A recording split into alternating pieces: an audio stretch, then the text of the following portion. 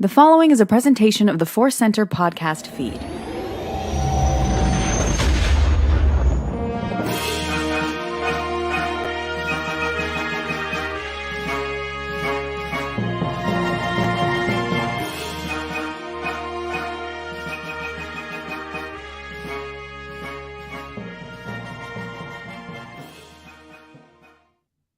Graphic there at the end. We're live, Joseph. We made it. Hello, greetings. Hello there. Hello there, everybody. Hello, ForceCenter friends. It's a Friday for us. It is indeed a Friday. I think it's a Friday for a lot of people, maybe a Saturday for some of the people in the chat. It's been great to see all the names in the chat. I start already a question that one person asked to everybody else and got some great conversation going. And I figured we could dive in and try to answer that question as well, Ken. But welcome, everyone. Feel free to start asking the Star Wars questions. Yeah, no, and I apologize. I'll take ownership for the delay. Some real life crashed into me at about 1:51. Which used to be a drink I used to enjoy. So thank you all for who are waiting in the live chat patiently to get it going here. That is on me. Well, that's on life. But we're here and we're so happy and getting ready for Star Wars Celebration, which is insane to me. Wonderful. Yeah, no, it has been extremely great to get ready for Star Wars Celebration. But also, I'm a little out of my convention groove. And then you add that whole going to a different country, and the list becomes this incredibly fun combination of stop my mail, tell my apartment building manager everything that's wrong with my apartment, make my list of action figures. This is a strange list. Diverges a lot. You just reminded me of the mail thing. So there's another thing I've got to do. Yeah, it's a lot. It is a lot. But we're very happy to be here. We got an important question in the chat right away, which is what are we drinking tonight? We do usually share our beverages of choice. Thank you for the great question, Natalie. I thought in Natalie's picture that there was a drink, but it appears to be a gnome. Perhaps the gnome is a drink. That would be amazing. Okay, because of a clue of kind of some stuff going on in the house, I thought it was Pedialyte. I'm like, oh, we need hydration. What's going on? Yeah, but that's a gnome. I see it. That is a gnome. That is a gnome. Really great. Yeah. So I am drinking. So I have this. I don't know if the glass is going to show up. It's something I used to offer on Patreon. I had an artist friend make a logo for my stand up, which is a squirrel drinking a martini, and you can't really see it, but the squirrel has a lightsaber, and then a little coat of arms of microphones. Yeah. So that's nice and exciting. But there's a beer that I like that I first discovered when I was in London in 2006 called Hoegaarden. It's Belgian. I like it very much. And when the first month I came home from London in 2006, it wasn't available in America. And it's like, someday I'll go back to London. And then Budweiser or somebody bought it, and it's available everywhere. So I get to enjoy it all the time. But it's getting me excited for the UK. Be honest with me. Did you come back at least for a week, have a little bit of that, like, to your friends, like, you don't know about this? Like, I used to subscribe to Q magazine, the British music magazine, which is pretty common. But back in the 90s, it'd be like, oh, you haven't heard about the Sneaker Pimps yet? Oh, okay, don't you worry about it. You'll get there. Yeah, no, I think when it became available, I was like, hey, everybody, you gotta try this beer, and they're all like, we don't like Belgians. I'm like, okay, grumps, more for me, grumps. Fair. I am. What am I doing? I'm doing my Zevias. You know, I love my Zevias. I get the creamy root beer, and then, as I've said a lot, but I think one of the last times we were on a show together, I think I remember that. Who knows? I was like, I can't do whiskey as much anymore, and so I need to know the finer rums. And I didn't know that I had a 16-year aged Zaya Grand Reserva rum that at some point showed up to my house. I don't know if it's top flight or top shelf, but it seemed like it. So I cracked that open for this, and we're absolutely enjoying this. Very, very nice. Natalie says, not a drink in the pick, but drinking the English smoky whiskey. Ooh, I do like smoky whiskey as well, and I can't wait to check out some of that in the UK. Love it. A lot of people checking. Our buddy Big Lou says Squirrel Tea. That's a great idea.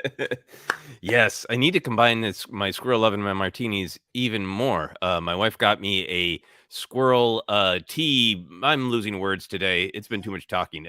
The thing where you make the tea, It's a nice little squirrel, and then you wrench the squirrel's tail upside down and stick it in the hot water. I need something like that, but for a martini. That'd be beautiful. That would be beautiful. Yeah, and so quick bit of business before we forget. We talked about that we're going to experiment a little bit with Other Center. People have been so kind and supportive of us talking about Indiana Jones on the Patreon, and we want to experiment a little bit with just talking about whatever. See what kind of questions come on in. See if it's fun. So we're going to talk about Star Wars for a while. Keep the Star Wars questions coming, please, in the chats. We got a bunch already. And then around 4 o'clock, we're going to ask you for Other Center questions. Obviously, keep it, respectable, PG-13. But beyond that, feel free to ask us about, pop culture stuff that we like, maybe pop culture stuff we've never talked about. We love talking about our Ford Fairmont cars. Whatever you want to ask us about. In Other Center, PG-13, whatever you want to ask us about. That's hilarious. I so trust and respect our audience, our ForceCenter friends, that it hadn't even occurred to me that we might be asking for any kind of trouble. I just, in good faith, was like, yeah, ask us about cheesecake. Yeah, it's really not a huge problem that I'm concerned about. Just every once in a while, I remember to be like, say important things. I don't know. Yeah, no, I love that. I love that there. So love that there. Oh, Brian Ward's checking in, says Other Center isn't a Lost podcast. Oh, that's could be. A smoke monster, a smoky English whiskey monster. That would be exciting. Yeah, before we dive on in, Joseph mentioned, but I want to highlight it here for those checking in. And we got a lot of newer people that have jumped on to the ForceCenter YouTube train, and just us in general. We have this podcast out now, Indiana Jones and the Perilous Podcast. The first episode is exclusive to our Patreon page, and really happy with that. Really excited. Cannot wait to you and I record episode 2, which will be about Raiders of the Lost Ark. I'm excited about that. Yeah, very excited about that. And I'm going to be putting out a post soon. I'll put it on social media. I'll put it on Patreon as well. But just a quick update on our schedule of some of the Patreon goals we've passed, when shows are coming out. And also, we're going to have kind of a different schedule while we're in a different country. So we will update everybody on the schedule to come. Yeah. I'll say this. There's a couple episodes we banked that I'm really excited for the world to hear as well. Real fun stuff there. Really absolutely stuff. All right. Oh, look at this. About to board our flight to London, says Alex Damon of Star Wars Explained. Which member of Star Wars Explained are you most excited to hang out with? Quite frankly, the answer is Molly. The answer is Molly indeed. One of my favorite memories is drinking from bar to bar in Silver Lake in the Highland Park area with our friend Van William, Alex and Molly and I. And it was a hilarious, fun night. And Molly, this was the first time I looked at Molly. It was like, oh, I get you. I see you. And it was a great time. So, Alex, I guess you're all right. Yeah, I'm looking forward the most to hanging out with Malix, the energy vortex that becomes one when Alex and Molly are together. Wait a minute. I just got that. That's their second YouTube channel. I just got that. Malix. My God. But what's wrong with me? I am truly Wrecker. Oh. I love Wrecker's noise of understanding. Here's Alan Smithy, who I know from watching a lot of Schmo stuff back in the day. Do we do Streamlabs? No, don't do Streamlabs. I personally have kind of a moral issue with Streamlabs and some of the business practices, so we don't. Maybe we'll add some stream elements down the line. So I don't want to speak for Joseph on that. Maybe Joseph loves Streamlabs, but they've done some things that I don't approve of company-wise. So we just use super chats and all that stuff here. If you guys are interested in that, and we have got some wonderful, generous stuff coming in already. Just some housekeeping there. Yeah, for once, I'm not caught up on that particular controversy, so I'll leave it entirely alone. I have no comment whatsoever. Good for you. Yeah, no, good decision. All right, buddy. All right. I'm settling in. I've had a hectic 50 minutes. You're an angel for being patient with me. If you want to have a question, I'm ready to do it. Well, I want to highlight this one because I was really enjoying watching in the chat. Jessica Baker asked everybody in the chat, okay, how about a poll? Which Mando episode from season 3 are you loving the most and why? Everybody had a lot of different answers. A lot of the covert, a lot of the foundling, a lot of last week's the pirate. There was some polite weighing about the Smee pirate Ugnaught. I got to play Smee once. I would have loved to have also had a little pig nose and pretended I was an Uggot. Had Anyway, a little sword in your belt. yep. Yeah, playing Smee it's a fun role. You dress up as a pirate and let children whack you with fake swords. It's really, really rewarding. Anyway, Ken, do you have an I know we don't always do like this is the best by any means, but did you have a favorite or one that's resonating with you? Was fortunate enough to just rewatch them all last week with Grace, because she had not caught up, and so she'd only seen chapter 1 of the season, and so we did the whole kind of in one night. Watch 2, 3, 4, leading into 5. Right, we've just seen 5. Right, so it's so fun. I'm already scrunching the episodes together because there's so many things. Like the Ahmed Best, Keller and Beck thing's absolutely my favorite thing of the season, and probably my favorite thing. Top 5 thing in Star Wars the last couple of years, right? It's chapter 2 right now. That the ending, the way it kind of changed the game to be like, yeah, maybe some of us, myself included, thought most, if not all, of the season was going to be about the return to Mandalore, about the mines of Mandalore and the living waters, and we got there right away. And then the turn of events and Bo-Katan seeing the Mythosaur, and you, me, and thousands of wonderful Mandalorian fans were clued in right away. Only she saw it. And only she saw it. And then that underwater, what I think is a swear word in Star Wars, as she sees it and all that. I even watching that again with Grace, that one's so far a little gear shift for me. Yeah, it's big. The Mines of Mandalore is really, really powerful because of what we went on and on about in our review. That idea of what can an idea mean, and understanding Bo-Katan being so broken and disenchanted, and this idea of like, yeah, and just wave that thing at the wave the Darksaber and people blah blah blah.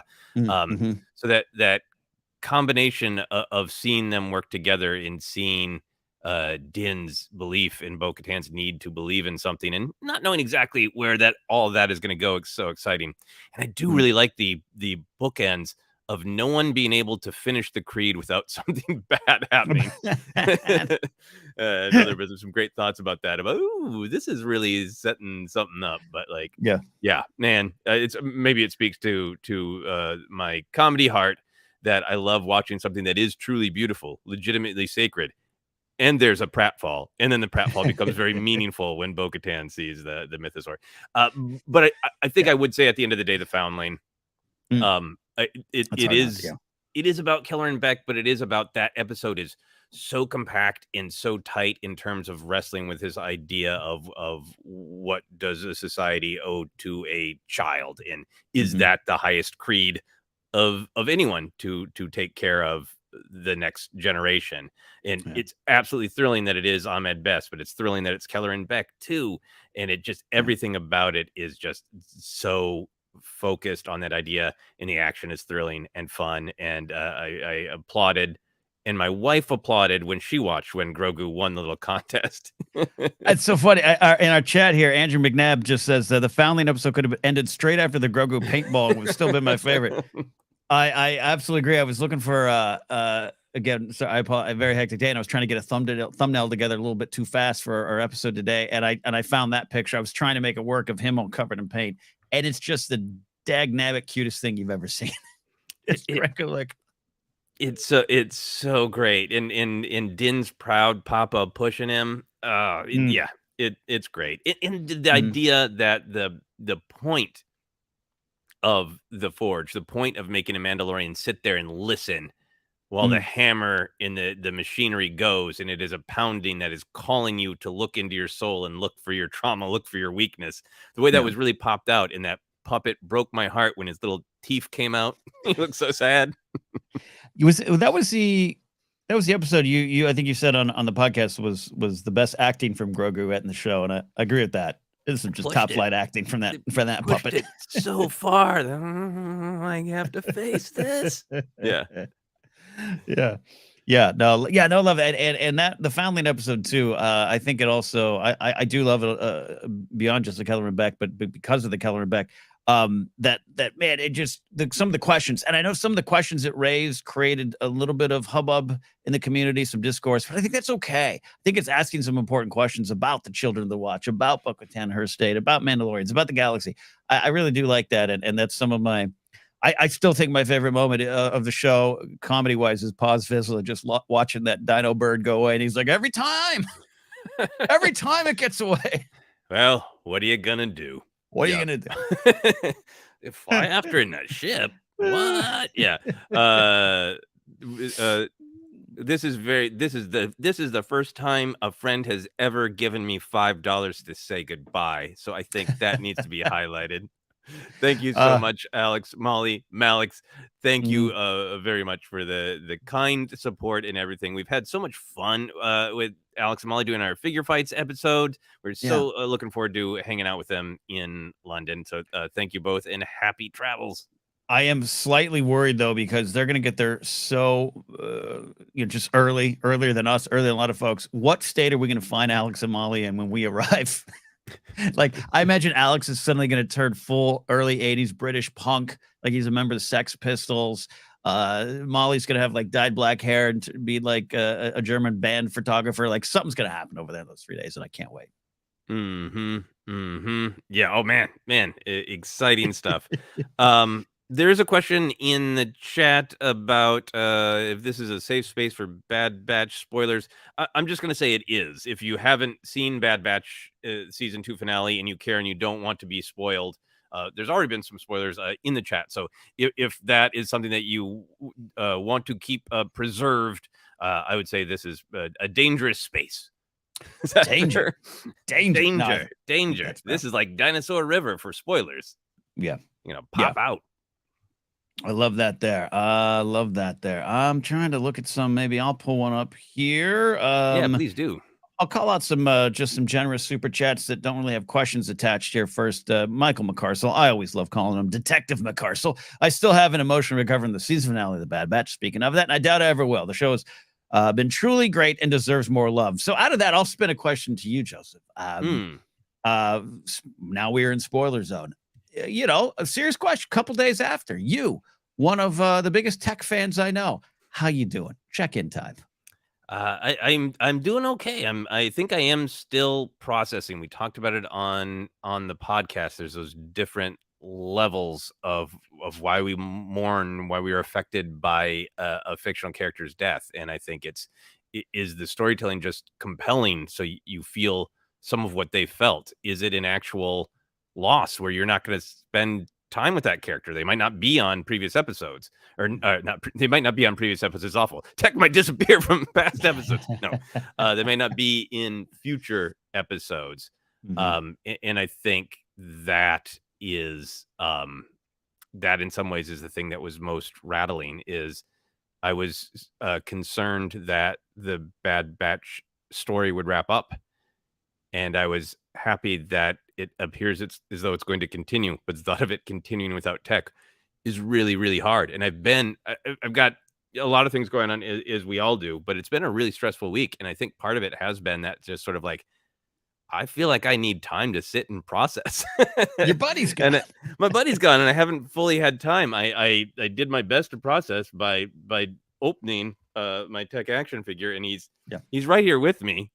He's not gone. He's right here. Everybody. Tech.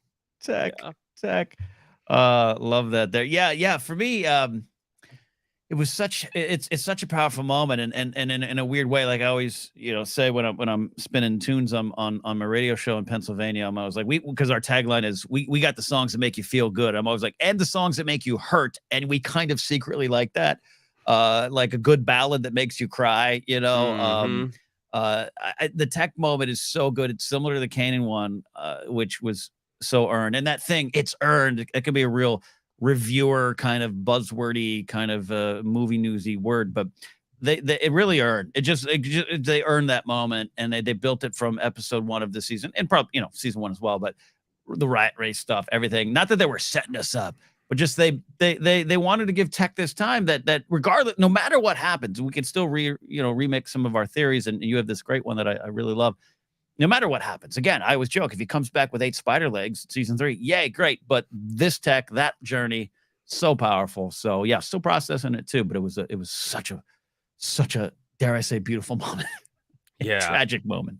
I think that is what was one of the things that was so beautiful about it to me, and honestly a little bit, I think made it even more difficult for me in some ways is tech has always been my favorite. We've talked about it. We've joked about how much Ken you connect to Wrecker, but making that that essay for YouTube about why I truly connected with him made me feel even closer to him. And what I enjoyed about his arc this season was he was growing and he was evolving while also absolutely owning and finding pride in who he is. It wasn't like I have to change because I'm broken or wrong. It is, here are all these wonderful things about me, but I also have to grow and adapt and connect to other people as well. And I just think in his death, there was all of that too. There was that sense of evolution. That last line was kind of punk rock for Tech of, you know, whenever he ever followed orders, there was a sense of evolution, but his sacrifice was so Tech of just like, I did the math. This is how much you weigh, Wrecker, and you can't rescue me. This is how much time we have before the V-Wing shoots again. This is so logical and so him.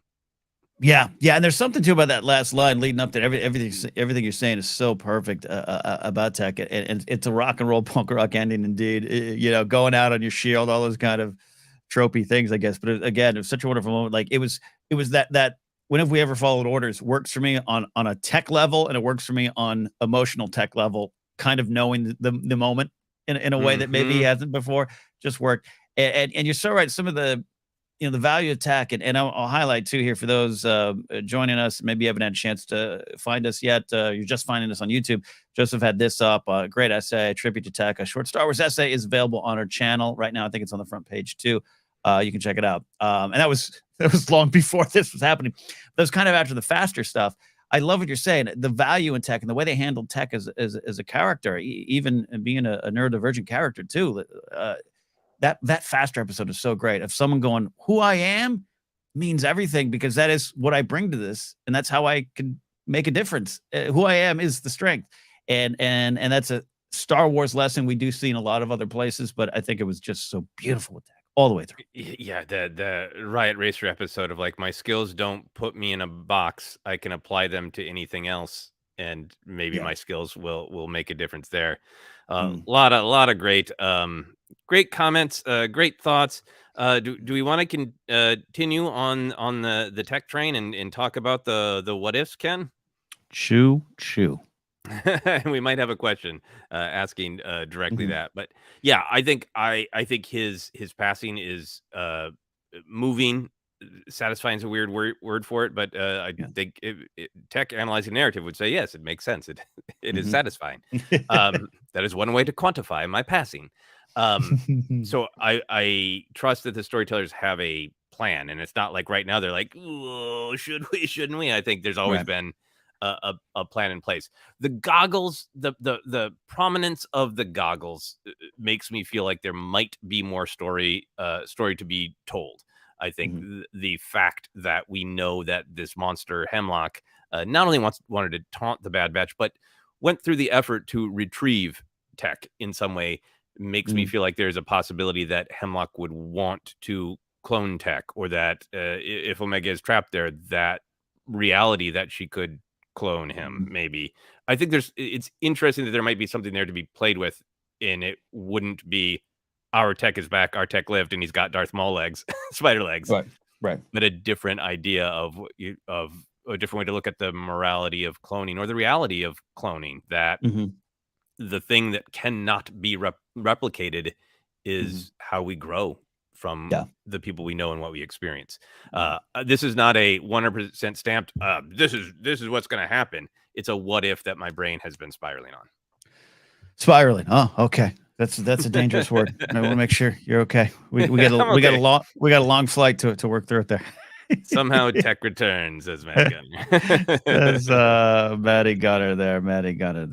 There, Mr. Ken Plume says, reminder everyone, hit that like button. You know, it's the technical stuff that is absolutely true. A lot of you in here today, we really appreciate it. And we moved up the time, and again, I apologize for delaying the start of the show, but that means a lot of the folks where we are going to be landing in a few days get to actually watch us and not have to stay up till 2 or 3 in the morning. So. All right. I guess technically that was mine. So if you want to go into something, that's all Yeah. you. But yeah, I'm just gonna like we did that one. We got so many good ones coming in. We talked about that one. This is a comment from our wonderful friend Ken Plume. I'm gonna need a full post celebration toy report. Oh, there will be reports of all kinds. I'm sure on TikTok. I'm sure tweeting. There will definitely be a toy summary. I'm so curious to see what the toy selection is like. Thank you, Ken. I'll grab another one here. This comes to us from Page Turners. They were not. Sadly, I will not be able to meet you guys at Celebration because I can't fly, but much love to you. Much love to you as well. I hope that you get to really enjoy it. I know that they aren't going to stream everything necessarily, but the conversation, the reveals that may or may not happen, I hope that people at home get to enjoy Celebration as well. Yeah, and again, meeting Brennan of Page Turners there was one of our highlights at Celebration Anaheim, and maybe it's a good second, Joseph, too. One of the things I'm looking forward to most of Celebration being, again, so quick, I can't believe it's already here, is this is the first the Sabersmith check. If you're going to answer the question, I'm going to put it on the screen. The Sabersmith says, what are you most looking forward to at Celebration? Well, here I'm looking forward to this idea. For so many of our ForceCenter friends, it's the first time that they get to go to Star Wars Celebration. And yes, it was here. It was there in 2016. But a lot of our fans, I'm thinking of Mark Knope, who became a fan in 2015 and maybe didn't. I don't know about a Star Wars Celebration. Maybe they'll get there. For a lot of them, only 2017, which was big in Orlando, Chicago, huge, Anaheim. This is their first time, and I'm so excited for them. I'm so excited that they get to experience it. And even in our ForceCenter Discord, there's been some, a lot of excitement, ton of excitement, but also this like, bummer, I didn't get this panel, I didn't get on the thing, and this thing cost a lot, and that's all the realities. And if you get to experience everything you do experience, will be grand. But man, it is the connections, it's the people, it's the memories, it's the hotel lobby bars, it's meeting Maddie Gunner and saying, look at as I did in Anaheim, and going, look at you bleeping rock star. It's those kind of things that all of you are going to carry with you well past this convention. It's not necessarily going to be an experience you paid for, and those are great too. You can talk about your wonderful McDarmid one, but the panels, but we've got to experience, and we'll be there. That's great. No one's ever going to lie and say those aren't great, but years from now, you'll remember the hallway conversations, the looking for a figure with your pal that you've just met, or someone you met for the first time that you've known in comment sections. That's the big thing, and that's what I'm always looking forward to at Star Wars Celebration. Yeah, I think for me, it really is getting to experience Star Wars on multiple levels. There is the, hey, we get to do some ForceCenter stuff, panel. We're going to do the comedy show, and that's like really exciting. And so there's that kind of engaging with Star Wars in that way that I'm used to, of like the performer, podcaster, talker. But then there's just like that really real, like, this is a totally safe place to be an utter Star Wars nerd. Yeah. There is no shame whatsoever. One of my favorite things that I did last year was other people had stuff to do, and I went by myself to the 20th anniversary Attack of the Clones panel. And I knew there was not going to be any announcements.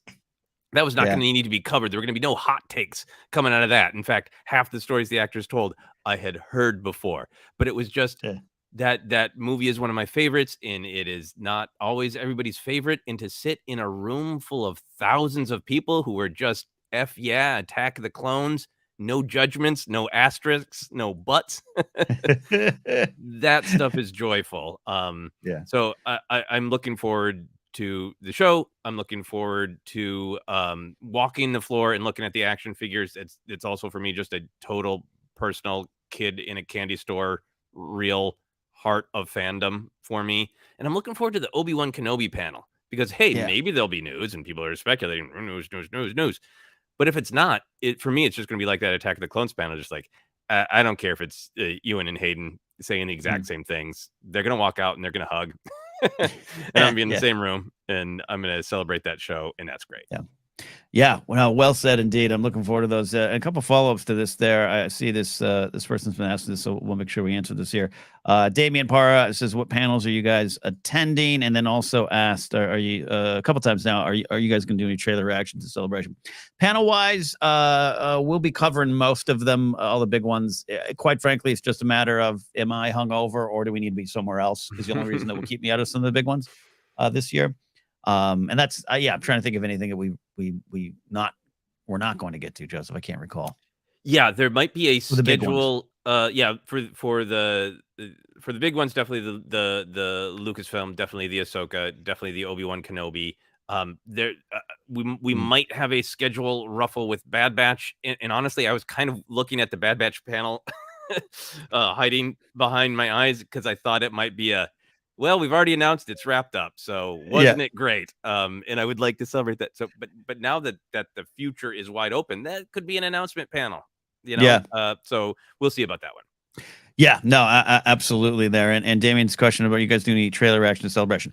So anything that comes out news-wise, the panels, all that stuff, like Joseph said, we'll probably update you guys with a tweet on our schedule. We don't do trailer reactions around here, and that sounds very Saw or Sid repetition versus evolution, the conversation you had the other day with us on the Bad Batch report. Just not something we do. But when a trailer comes out, we're not just going to react to it, Damien. We will dive in deep as we do normally. Not all my gear is coming this year like Anaheim, but we're going to be able to sit and record and get some stuff out there. So that's what we'll be doing there, and that's our goal. And I'm excited for what might come out. I'm pretty sold that will be some sort of Ahsoka trailer. Skeleton Crew could be in there as well. But yeah, we will do that as they show up. Yep. Yeah, we are planning to record after some of the big panels and do another kind of wrap up thing. So tech allowing, not the character, technology, actual technology allowing, we will be recording away. Yeah, absolutely. Good stuff here. A lot of good stuff. Eddie, I see it. We'll get you here. All right. Where do you want to go next? We got a lot of good ones here. This is great. I'm just scrolling. Victor Lopez de los Mozos Gomez, apologies. €5. Thank you very much. I'm going to take this that this is coming from somebody who is actively meditating and connecting with the Force. Thank you. Thank you very much. Yeah. Groguine on a seeing stone. Yeah. I love it very much. Thank you for sharing that. Let's see. I think we talked about this, but I want to see any additional details. Thanks for sending this in, Gaz. Am I alone in my belief? Hope that Tech survives. See many characters in Star Wars fall from great heights and survive. Plus, we didn't see him actually die. Game of Thrones rule, except Stannis. I am with you. We already talked about the theories behind it, and we'll see how it all plays out. But I do agree that it is a pulp universe. I don't personally believe that Captain Phasma is dead because she fell into some flames. Come on. I feel like with Tech, they went out of our way to show us that it was a real long drop and there was nothing down there but rocks. So we'll see. But in spirit, I agree with you. Space fantasy, pulp, heights, anybody can take it. Yeah, it's one of those things. Like if he pops back in alive in any way, or alive and well, or 8 spider legs, as you and I keep joking, it's like when someone hands me a donut box. I might not like all the donuts in there, but I'm going to eat them. It's a donut box. Like, I'll be happy. So if Tech comes back in any way, it'd be great. And your theory, for lack of a better word, we don't really do theories and predictions all the time around here. I just love it because it works thematically. But it's so damn haunting that I want it, but I'm also like, the pain might be okay over here if I don't have to deal with any new kind of form of pain. I personally think he is dead as he can be right now. Yeah. And other people pointed out that, hey, Star Wars timelines, we might be able to see some wonderful flashbacks. We might be able to see the first mission. I'm sorry, I can't find who made that comment. We also got this great one. Tech landed on a puffer pig. Nothing wrong with that. Which helps with the trauma when you imagine the boing. That would be beautiful. Yeah. All right. Do you want to grab some, Ken? Yeah. Let's do it. Okay. I think we've got a lot of emotions. There's some wonderful, actually kind of emotional statements and questions in here, but our buddy Jared's got this question. What would you cook for Dexter? I think we need a emotional palate cleansing here. I would, you know what? I would go I'd cook what Dexter wants. I wouldn't try to give something new to Dexter. You know, first of all, he's a man of the galaxy. He's probably had all the food in the world he wants there. So like if he likes a Space Club sandwich, that's what I'd make him. Just to like, hey, I'm going to meet you where you need to be met the most. Your food favorites, like your needs, like if you want your way to my heart, it's a microwave burrito. Like that's what I'd want to give him. I think the joy of food is not only the taste and the preparation, but the culture around it. So I would tell Dexter that I'm going to present him with a dish that really celebrates the strange culture of Earth. And I'm going to tell him about a man in a place called Wisconsin who owned a bar, broke his leg, got bored, made a pizza, and then said, what would happen if I put it on dry ice and just froze it for a while? Just like a mad scientist experimenting with old body parts. Wait a minute. Is that the history of it? That is the history specifically of Tombstone frozen pizza, the most goth frozen pizza there is, made by a man who broke his leg and was experimenting with dry ice, and then named his pizza after death, named it Tombstone. And I would present all this culture to Dexter, make him the frozen pizza, then he'd be like, good story, maybe a little judgy on the pizza, which is my personal favorite. See, this is amazing. The fact that wasn't a mid-2000s Showtime movie starring David Schwimmer is crazy. Or the fact that it's not an Oscar bait film starring Michael Keaton next year is a loss for all of us. Well, I'll get writing. So yeah, I'd make him a Tombstone pepperoni frozen pizza with the little bits of cubes of pepperoni under the cheese. That's great. Brian Ward, one of the world's largest, most foremost Dexter fans, Dexter seems like a fried bologna sandwich kind of guy. Yes, he does. I can deal with that. All right. Let's see. I am that was some great variety. PLD Project says, wish I was going to see you guys. You'll have to settle for Maddie. But I got free tickets for CouchCon catered by Paisan's Pizza and Jack Daniels. I don't know Paisan's Pizbut I got to do some Googling. I don't know. Yeah. I had to make a quick run to Target today, and but 3 3/4 Cassian on sale. I might be heading back to get it on sale. I've only been to one Target recently, and it was like a plague of locusts had come through and purchased everything with Star Wars on it. Same vibe, but I'm saying 50 kids, 50% price cut on the figure. They're priced to go. So now might be the time. On Andor? On Andor, Cassian himself. Yeah. Mind-boggling. So I might need to go back in a little bit. That might be, if I don't have too much of this, maybe I'll walk over and forget it. But I was there, and oh my God, it doesn't matter anymore it doesn't matter. I forgot what I was going to say. This happens a lot this week, but there we go. Oh, I got I got 2 French bread frozen pizzas in honor of you. Aw, thank you. That story, that was a tiny story, but it wasn't Tombstone. Maddie Gunner. I knew Maddie Gunner would be into goth frozen pizza, and I now want to eat Tombstone pizza while listening to Sisters of Mercy. All right. I'm scrolling through here. Ken, do you have another one you want to grab? We have go for it. We have a lot here. We have a lot. Let's go to Oscar Film Forecast is here. He had one about let me go to Eddie. Sorry, Eddie, my good buddy Eddie out there. I don't see your first part of your question, Eddie. I apologize here. Let's talk about last episode 4 hit a new level, and the animation is so gorgeous. No spoilers for me, but man, what a finale. Season 3 can't get here fast enough. And I think that's the feeling, and that made me think of something we talked about on the show this week and talked about last week on the previous Bad Batch reports. Like, I think you and I had this horrible sinking feeling that Bad Batch might be wrapping up in a weird way. Thematically, a lot of things seem to be connecting, and just the the state of streaming, I led with fear. You decided wonderfully that we should just own that we did kind of have some thoughts that this was ending, and now it's definitely not ending. Doesn't mean a fully in the can animated show can't be shelved. Unfortunately, I don't want to put that energy into the world, but yeah, I'm excited, Eddie, for season 3. I really want an announcement, and I want it very quick. Like, they delayed that show anyways, so bring us the show in September. Here's part 1. Says Haskell. Hey guys, have a great time in London. Kick ass on your show Sunday night, and safest of travels. Mandalorian's been really good, but the Bad Batch.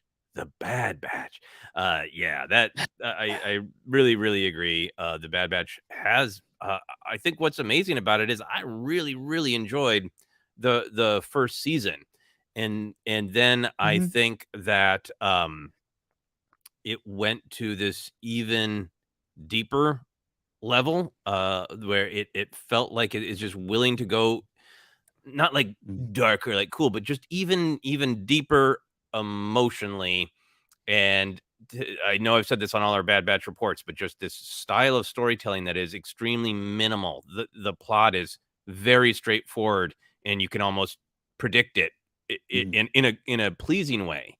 Of here's the beginning, the middle, and end. It's so straightforward, but the ideas, the themes, the imagery run so deep and are so meaningful. There's a pleasure to that to me, and I feel like it's just kind of taking everything that's wonderful about Star Wars animation and taking it to something even new, and that's what's been so exciting to me.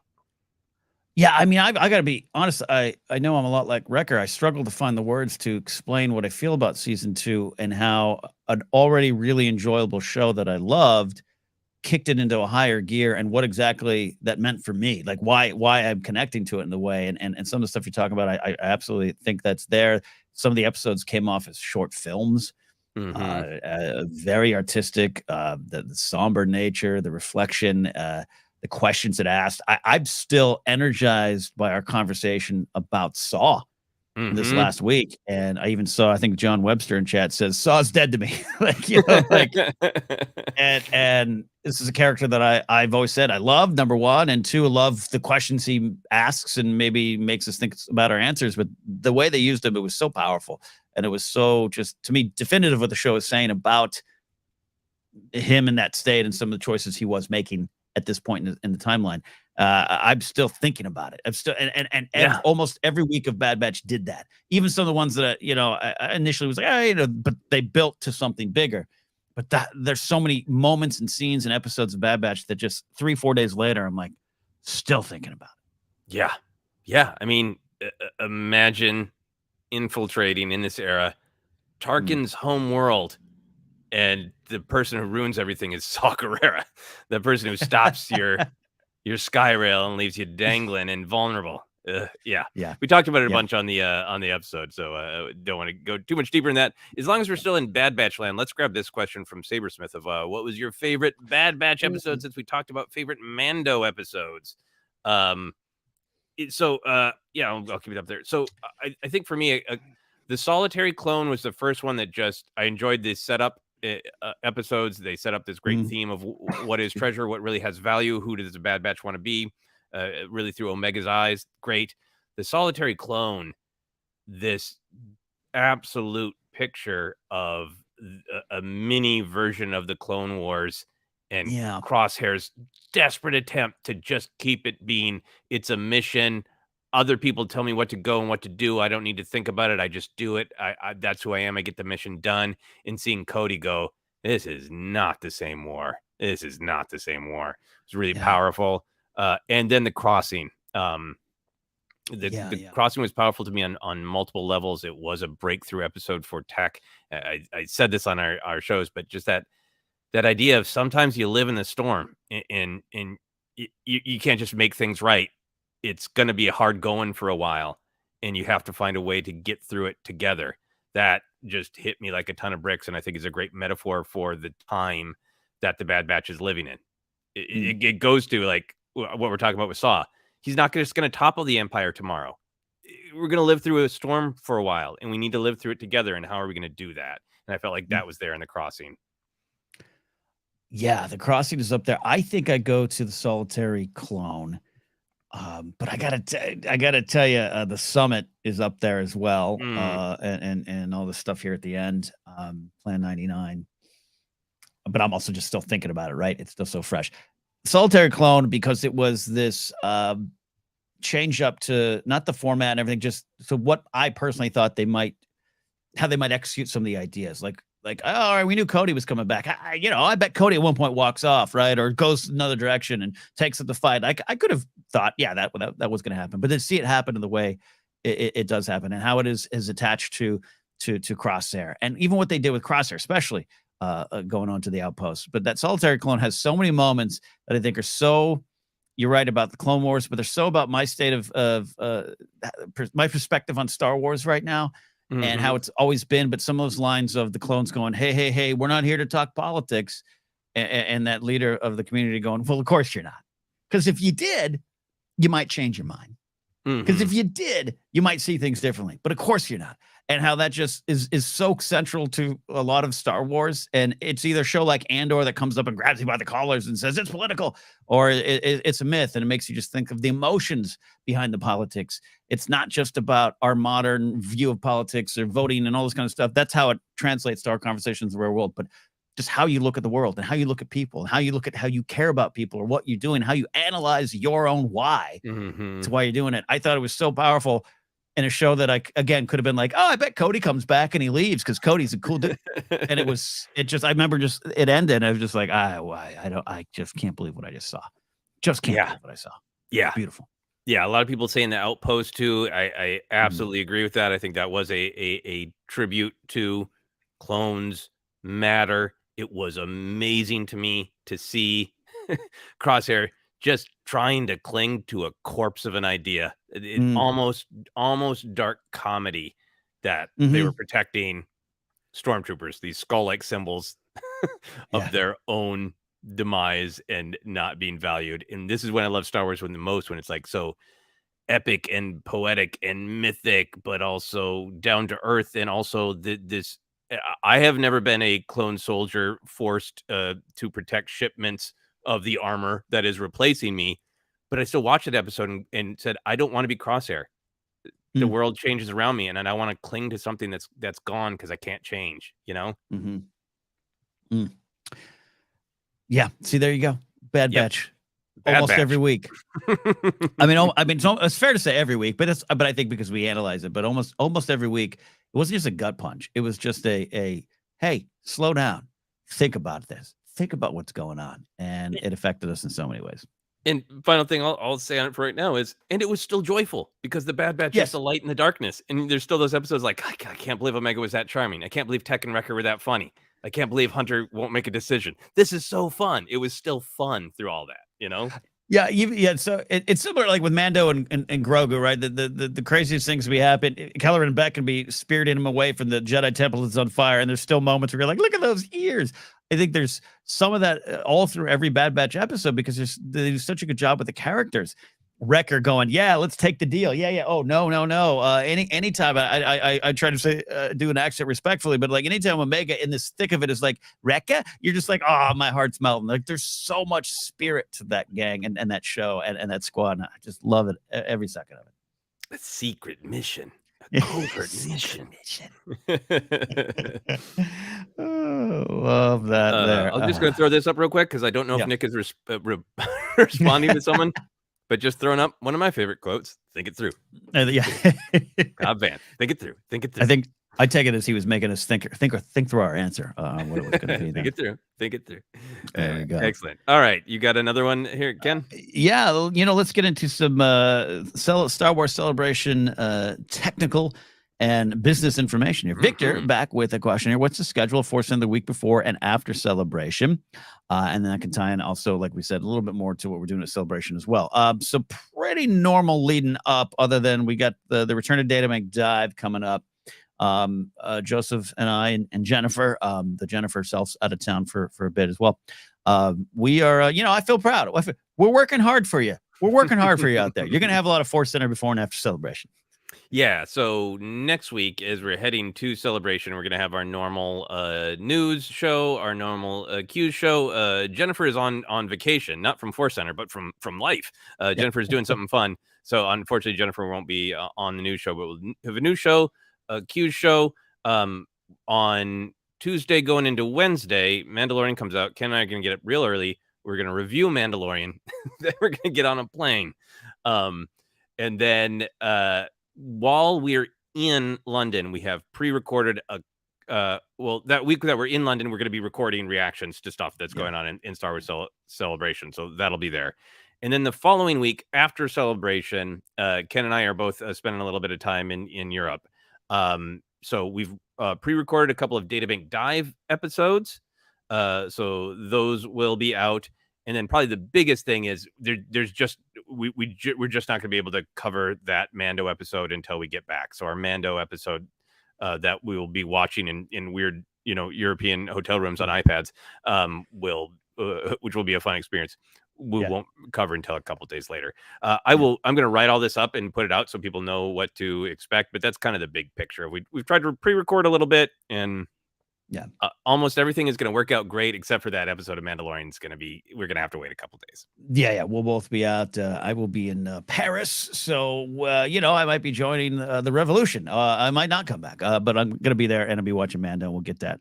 We're back. Also, I might point out too, we want to highlight, even though they've now taken off or at least boarded the plane, we will be at the HoloNet news stage as part of Star Wars Explains panel. Alex and Molly, so wonderful and gracious to invite us back. So if you're at the convention center, a lot going on.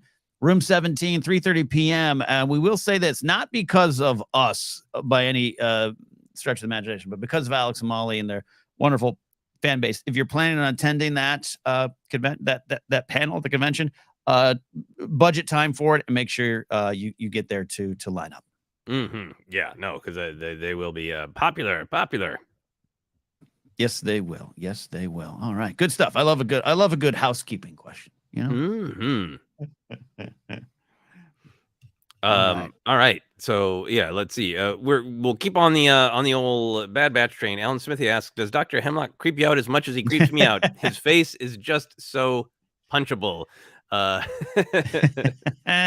I would say for me, I would say his soul is punchable. His behavior is punchable.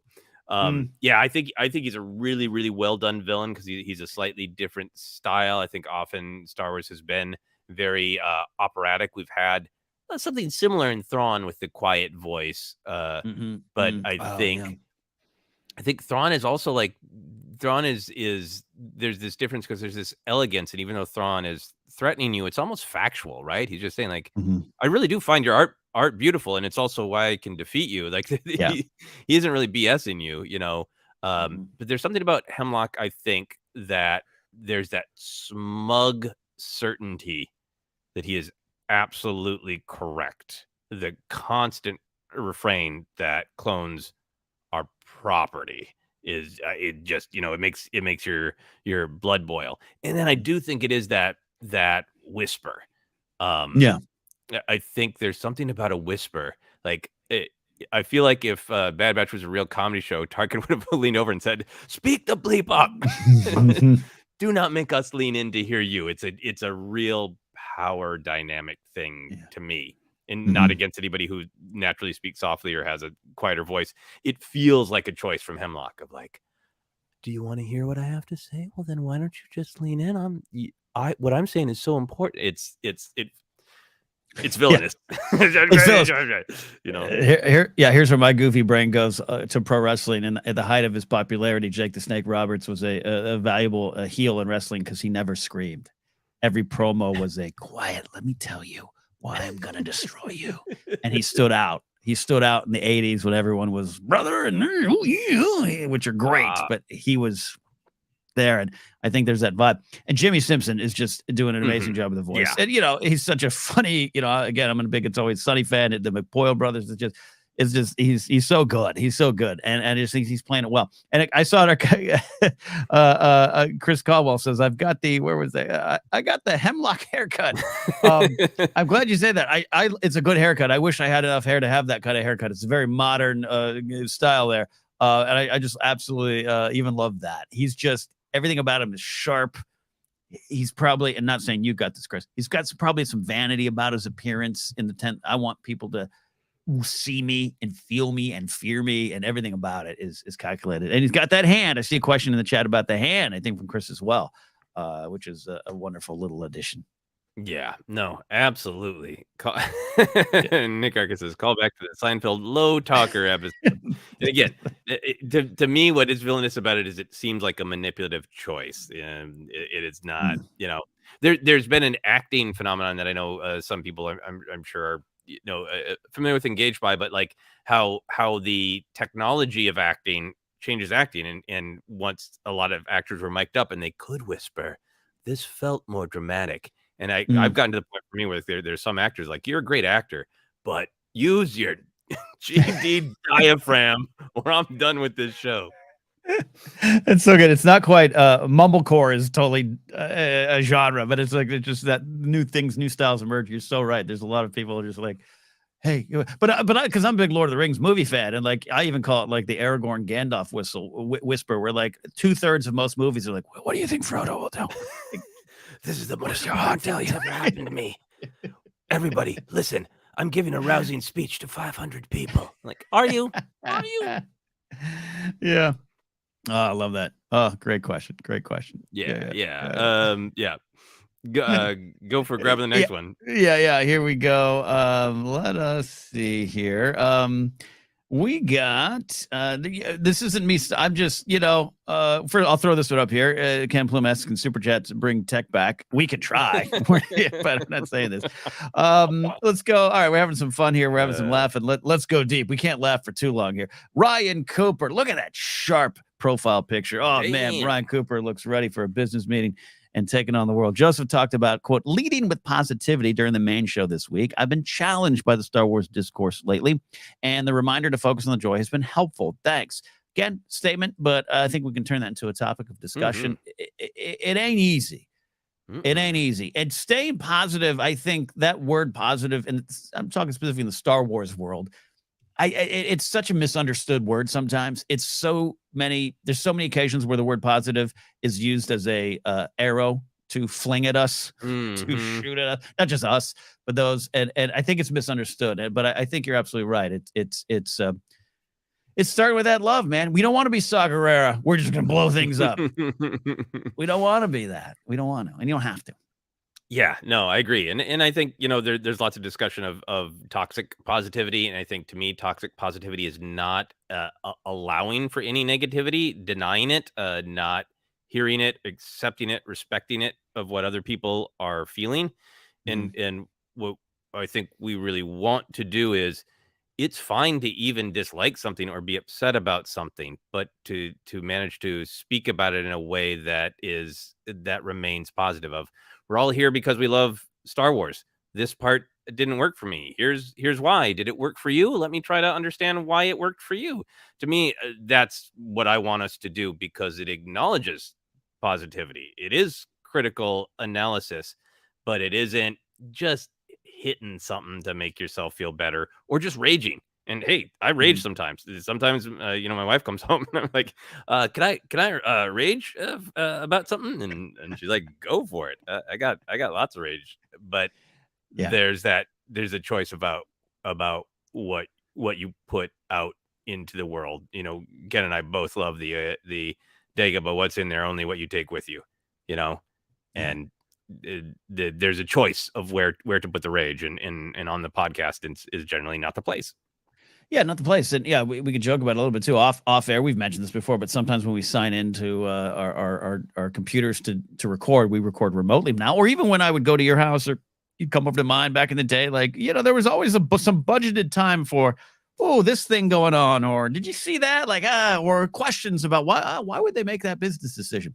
It's all there. And so that stuff does come into the podcast, but I think at one point, and it always just kind of was the way, even though back in the day I might make fun of Phasma's name or Puffer Pigs more than absolutely more than I would now.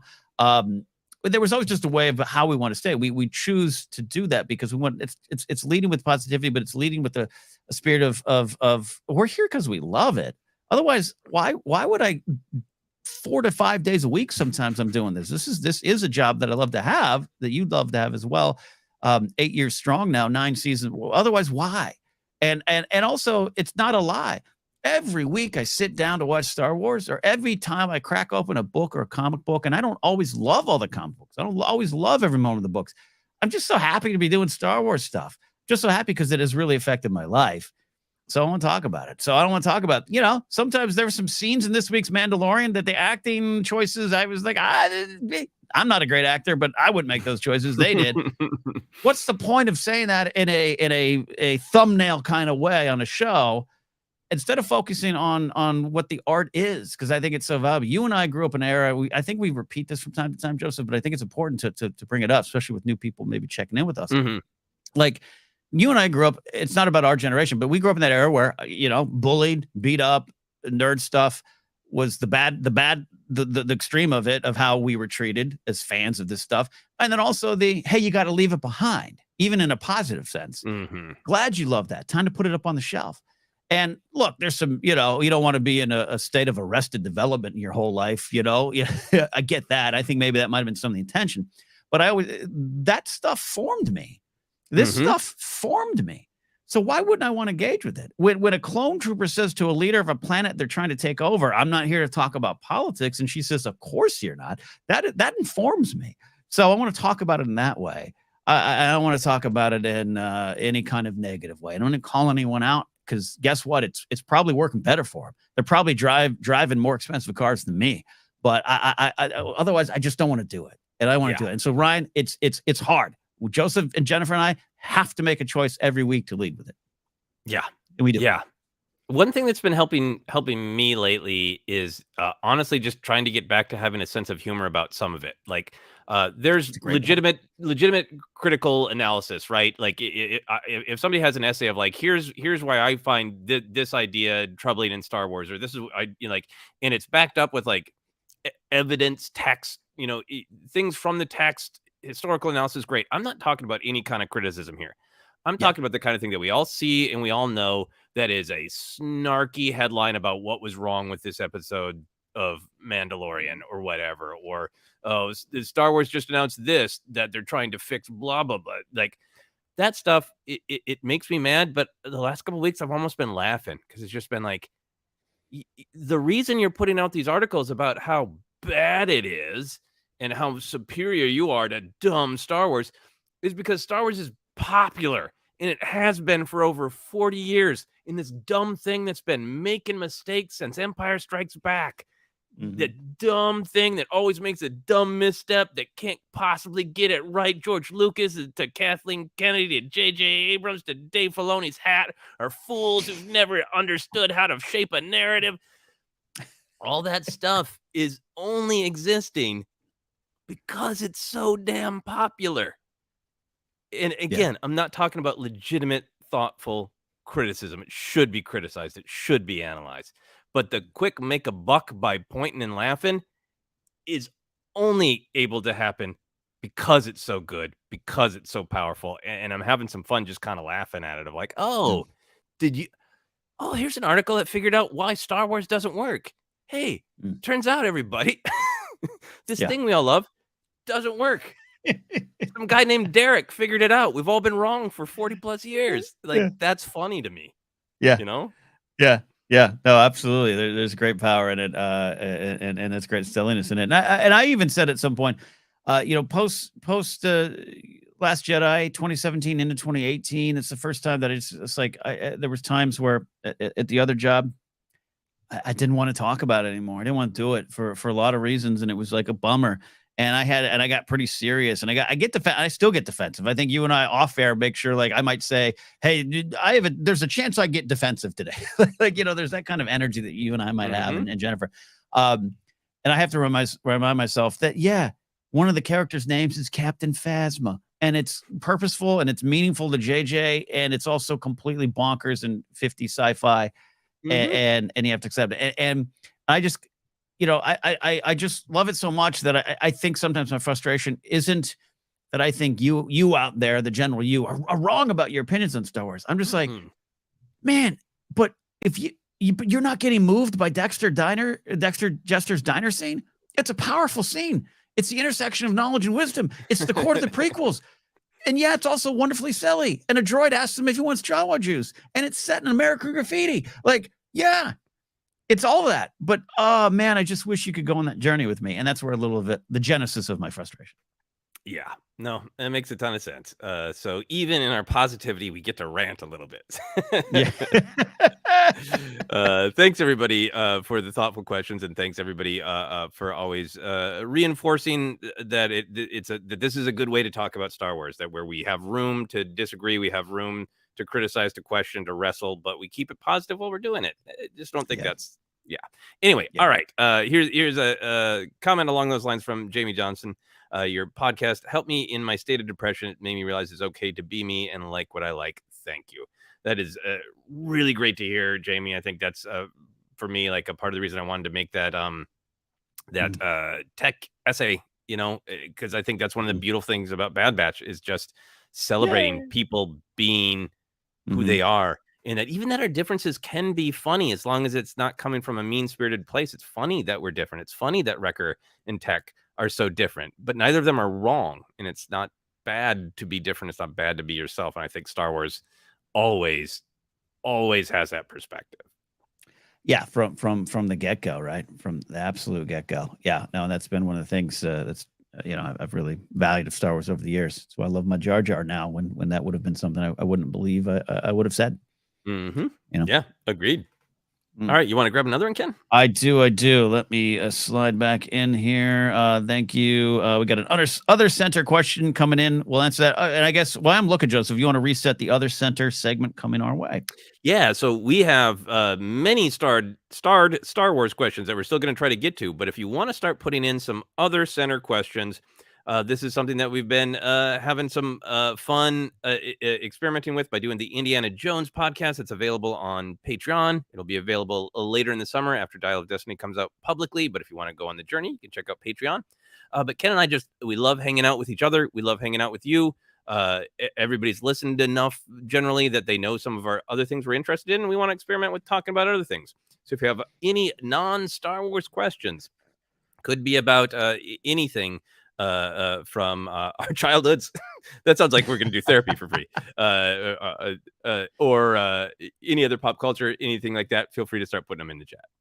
Yeah, absolutely. Love that. All right, I got one here from our guy, Douglas Dubois. Douglas says, I've been hearing some say, I don't know who those are, but he says, I've been hearing some say Din and Grogu have been sidelined while the world building is going on, rather than involving their growth in those beats. I'm not sure I agree. Thoughts? I'll just start here real quick. I understand the feeling. I even joked on the show, while they're out going chasing Ragnar and trying to save Ragnar, that there was a moment where I kind of almost forgot Din was in it, even though he had a giant part in that rescue. It's one of those things where I understand the spirit of the criticism. I just think when you drill down on it, I don't necessarily agree with it. Doesn't mean you're wrong. Doesn't mean I'm right. I don't necessarily agree with it. But also, I think they were honest going into this season, them being the creators and even the cast going, this season's going to be bigger. And I think the show needed that. Because if this was just the third season of Lone Wolf and Cub going around on these missions to get back IG-11's memories, and a character showed up and Bo-Katan was just kind of there and everything, I think you would have seen the criticism of, it's getting stale. And so the show's like, yeah, we're getting bigger and better. Rebels did that. Clone Wars did that. TV shows do that, right? And even some grand scale TV shows start with this little, and then it grows and grows. So I think they're still a key part of it. Din is very much, he's the one going, we got to go save my buddy. Grogu is kicking ass in dark games and clearly he's got something ahead of him. Armor sees it.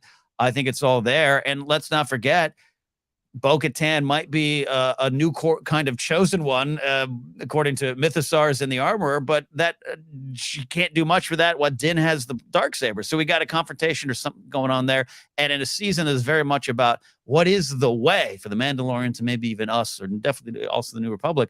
They're at the very much at the center of that there too, even though they're part of an ensemble at this point in a show called The Mandalorian. You had a great point, and I'll pitch it to you here. But of like, yeah, Din has made some choices going into this season, and he's kind of sitting around in those choices. He still has more to make. Just right now, he's not moving there. Yeah, I would agree. I think when on the Q's episode that we released actually today, Friday, March 31st, we had a great question about kind of what is the third season of Mandalorian about, and I was interested in kind of breaking down. There's the plot, and then there's the thematic ideas, and I think as a plot engine, in terms of what happens next, yeah, I think Din and Grogu aren't actively moving the plot forward as much, but I think they're absolutely central in the big ideas. And I think they are also changing in being pushed. I think things are happening with them. In particular, I think Grogu is being asked to make the active choice, not just to be with his dad, who makes him feel safe, but does he want to be a Mandalorian? And if so, that means facing his trauma, which is also kind of what Luke asked him too. So Grogu's in this really interesting position of where you kind of just want to be in stasis and feel safe. Very relatable. But in order to move forward at all, everywhere you go, anybody who's going to care for you or care about you is going to push you to move forward, which you can't do without facing your trauma, which is part of the reason I love the Foundling. So big thing going on with Grogu. I think with Din also, I think Din has the illusion that he has kind of found stasis of this is what I want. I want to be with my family. I've got my kid. Hey, now I'm even stepping into this leadership role. I took the talking hammer and I didn't just convince people to go kick ass with me. I suggested moving to Navarro, and that what we should value is whether our children can play in the sunlight. I don't think Din is fully aware of how much of an agent of change he is being. And I think he hasn't reckoned with the possibility that the community he lives in is only open to change up to a point.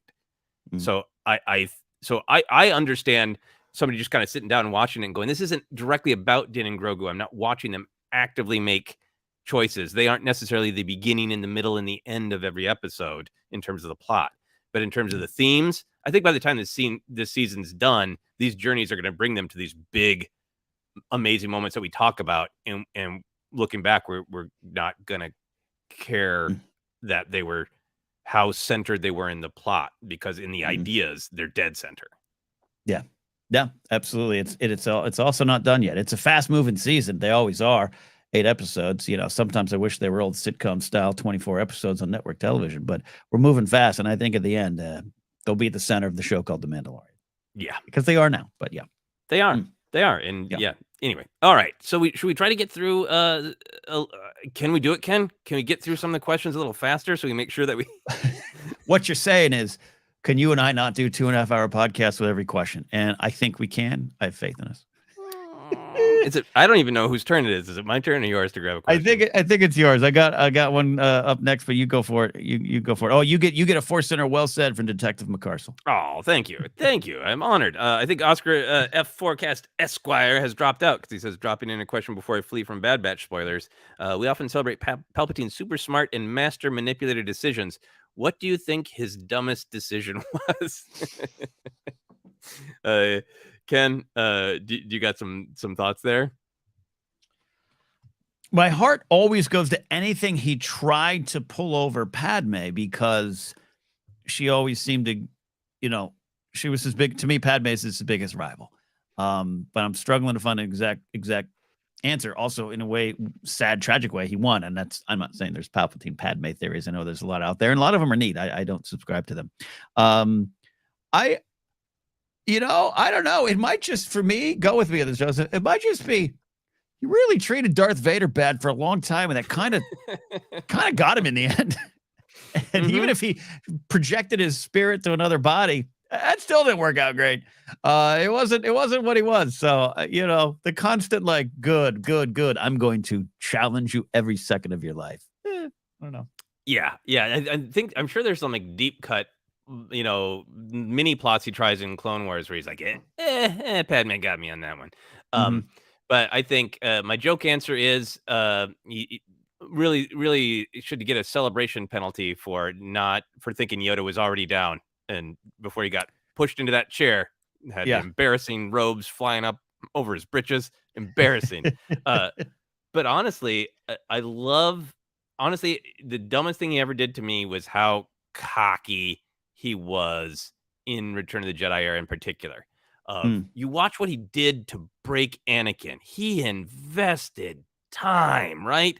He took his time, and he's like, yeah, it took me a good 10 to 15 years to break Anakin. I can do it to his son in a half an hour. Got this. Yep. Well, that leads to Sergeant Fubar. That's a great username. His general hubris isn't doing as I see it. Yeah. When Luke says your overconfidence is your weakness, I think that's true. I think Luke got him. I think Luke got him. Yeah. So yeah. Because Palpatine's retort are one of our favorite lines. You're overconfident. Your faith in your friends is yours. That you're wrong, Palpatine. You're wrong. Yeah. We're gonna stay on the Palpatine train with Jared Willett. Favorite Papa Palp line. Ooh. It's so hard to choose, but I will go to an absolute classic. It's a Darth Sidious line from the Phantom Menace. It is, I will make it legal. It's just it so encapsulates everything that's evil about him, and it's just like it's also like he's so bored of that conversation. He doesn't want to hear the Neimoidians whining. He's just like, let me just end this right here. I will make it legal. It's so funny. I think I've adopted your love of the line, the Jedi relentless, because he's just so petty and angry and bitter. It's so personal. Like, God, they're just so relentless. I don't know. Yeah, I there's everything in Return of the Jedi. I mean, your faith in your friends is yours. It's peak Palpatine for me in so many ways. It's a bit of a lie. It's a bit of a bluff, but it also is that thing where it might be true, and he knows that you think it. And he knows that you're probably thinking in the back of your head, I'm doing this for my friends, and they got to either save me or I save them, or this all fails. I don't know. It's that doubt, right? And those people in your life that get you at your weak spot, right? And Palpatine is that in so many ways. So I think that qualifies as well. But even it's something as simple. My whole life, I'd be in a quiet room with my friend Joel from high school. One of us will make eye contact, and I'll just go, fire at will, Commander. Like it's that. It's the two extremes. Yeah. You want this, don't you? Is also a drop dead classic. Yeah, you want this, don't you? Yeah. With the Pat, and then I love him in Rise of Skywalker. So the weird breathy way he delivers, I've died before. That scene. I'm such a fan of not only that movie but that opening scene. Is so sometimes great. I'm like, I think, what should I watch tonight? Oh, I gotta see Palpatine say I've died before. I just absolutely love it. It's gonna be the rest of the thing. There's so many greats. So be it Jedi, says Big Lou. Yes, absolutely. Good. So kill him now. Kill him now. Yeah, Do It is an absolute drop dead classic. James Farley's I'm afraid that the detectorship will be quite operational when your friends arrive. That's a beautiful job on that one there, Joseph. That was if for anyone who watched Jedi Alliance back in the day when Maud and I hosted it before we handed the baton to Donica and Joseph here. That you could make Maud laugh immediately by doing that line, and then she'd do it back to you and just we'll be quite operational when your friends arrive. It used to make us laugh on and off air so many times. It's so great. I want to get to this one here while they're still up here. Ika, and when you meet us, you're gonna teach us Americans how to say it correctly. Okay. Says it's coming up at 2 a.m. for me. Can't stay awake anymore. So bye for now. Super excited to see you in London, Ken, Joseph, and everyone else. Take care. We are as well, especially as it's approaching. A lot of logistics, and so many of you have made the trip to America for Orlando, Anaheim, Chicago. So it's only fair that we get to go on back to your neck of the woods or any other part of the world. There's so many logistics and so many things, little anxieties and things I'm worried. I just can't wait till I hit that floor. And Maddie Gunner hands me a floor beer. And we're off to the races. Floor beer. Yeah. A beer in my hand looking at action figures. Heaven. We got this one here from Ronald Sykes. It says, I was mixed on The Last Jedi in 2017.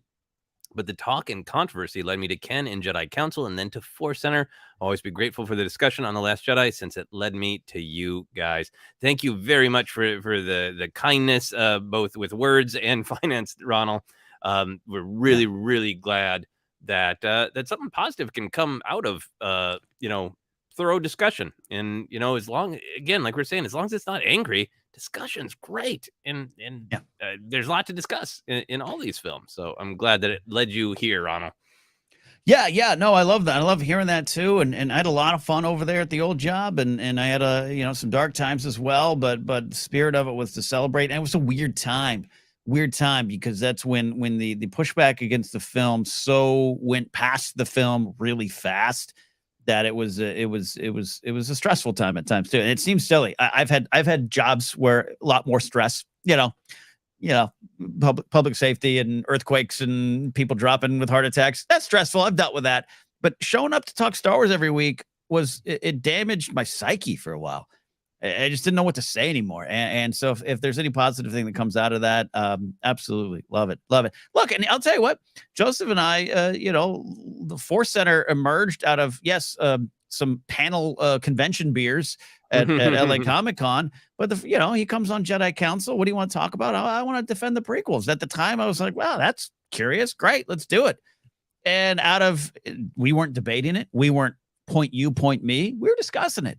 And I'll never forget the time you were like, the Trade Federation having an army is like Amazon having an army. And I just was like, I've never thought of it that way. And that idea exchange led to this kind of thing, led to 8 seasons later. So Ronald, so happy to have that. And I hope that can continue to happen for people who might not like Book of Boba Fett. Who are these jackwagons on ForceCenter talk about Book of Boba Fett? That Napzok guy won't shut up about that Trejo scene. Let me find out. And you might not end up liking it as much as I do, because I love it, but at least you'll be here at the table with us. Yeah, absolutely. Man, the second chapter of Book of Boba Fett, unbeatable for me. Beer. You want to grab another one? Yeah, let's do it. Is it my up? I think it might be. Is it my up even a sentence? I don't even know what it is.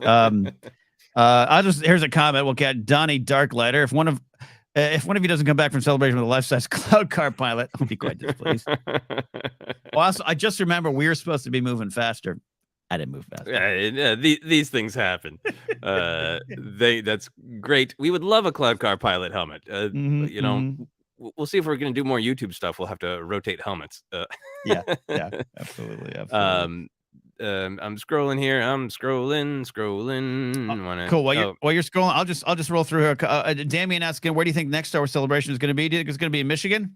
No. Do you think they're going to go back to Chicago? No, I don't think so. I've heard a rumor of the next one in 2025. I won't say it because it's not my rumor. It's not my source. It's not nothing. And it's probably not even true.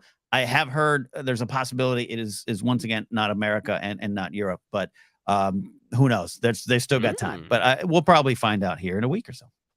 Yeah, 2025, right? They have announced that the next one is in 2025. So in theory, if there is a 2025 movie, very much in support of that. So I don't want it to be Anaheim because I want people to be able to. I want it to move around more and go more places. Yeah. So, but if it is in support of a film and they want a ton of press, maybe Anaheim. You know what? I'll be wild. I want it to be in Minneapolis. I want to be able to go stay at my dad's place. I'd love to, man. I still want to get there. I can't wait to get to that city. There's so much pro wrestling, rock, and comedy history there, and Scrimshaw history. There is. We can go to First Ave. That'd be great. I'll see if the Baron's around. We could meet the Baron. Baron von Raschke. It would be really, really cool to be there because then we could do a show at Bryan Lake Bowl, which is a place that I performed done. It would be really fun to share the city with you and with ForceCenter listeners. Yeah, absolutely. Okay, so we've got this one from Jonathan Steelflex. Jonathan says, I've been hearing some people talk about it, so I'm curious your opinions. What are your thoughts on character deaths not being finite? Some characters keep returning after they die. I think that it is a great time to revisit that conversation with the pain we've been through this week. I feel like in general, most Star Wars return to life stories have been about Darksiders who cling, and I think they're all telling the same story, that the Jedi, the light side, looks at death as transforming into another thing, another step. It is evolution. It is life. And the dark side is not willing to let go. And because Star Wars is this dark, weird fantasy where mythic things have real life meanings, the idea that no one in the dark side can accept or imagine a different way of looking at it. It's just like, I just want this and I want it now and I don't want to ever let go of it. And I feel like for me, I like that storytelling because it connects to the ideas. I'm trying to think of some examples that aren't as death side oriented or dark side oriented. Dark side. I mean, Boba Fett, I don't think, no, from me, Boba Fett was never dead. He was in limbo. So for me, Boba Fett doesn't really count, but he might for some people. Yeah, no, this is a great question, Jonathan. And I agree with Joseph there. When it's thematically used, for great thematic purpose, love it. I defend the Palpatine one till I lose friendships, quite frankly, because I just think it's a big why. And is what you talked about. The dark side clings. I don't know. Yeah, relating it to Bad Batch, like I'm ready for it to be that's it. That's the answer. That's what happens, and how do these characters deal with it, and how do you move on? Kanan's a great example of that too, and that lesson. That's why at the end of the day, the World Between Worlds episode is one of my favorites because of that. Ezra, this is not something you can or even maybe want to do, even though you might feel it. The only thing I'll say is like it just overall to, and Jonathan's not resistant to it. He's just asking this question here. Look, I got to tell you. When I first heard that Darth Maul was back, I was like, I'm so glad I'm not invested in that cartoon. I was upset. I was like, come on. And it sounds like you hear that story that Filoni tells over and over, and of George stopping him in the hallway and saying, I got one for you. Darth Maul's alive and you're going to find a way to bring him back. It seems like even they were like, come on. We all saw it. Thematically, it works. Vengeance and hate kept him alive. Got it. Great. It's out there. It's bonkers. It's 8 spider legs crazy. And at the end of the day, Twin Sons, I just watched the episode the other day. Twin Sons is spectacular. We don't get that unless you take that step forward. Yeah. But I think Star Wars has done some passings that are permanent. I remember when The Force Awakens came out and there were some theories about Han, and I had a comedy show, and I was quizzing my guests about The Force Awakens. So I was like, okay, so Han was very sadly stabbed all the way through the chest by his son, then fell a great height into who knows what, and then the planet he was on exploded into a sun-like structure. Do you think he made it? Like he didn't. He didn't. Awesome. That's great stuff. We are almost to our other center segment. We got so much. Callie Kid checks in. Are Ken and Joseph going to be doing any panels? We'll remix it for those who missed it earlier. Yes, just to be clear. Sorry, I will get that comment off the screen. Where to find us at Celebration? Here it is. This is Alex and Molly's graphic. Brian Ward helped them make. Saturday, April 8th, Star Wars Explained panel with us on it. HoloNet News Stage, Room 17, 3:30 p.m. And like I said earlier, if you are planning to do it, budget some lineup time. Certainly not. People aren't excited to see us. It's Alex and Molly. They have such a wonderful fan base. The last panel in Anaheim was blocked. It was 500 strong, and you couldn't get in.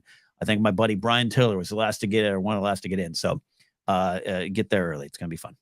Yeah, absolutely. So I'm really looking forward to that one. The one that we did in Anaheim last year was a ton of fun.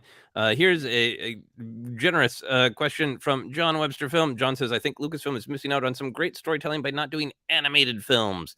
Think of the potential for one-off tales in this medium. What animated films would you like to see? I so strongly agree with this. And maybe if Tales of the Jedi is successful, that would be a possibility, even in cinema.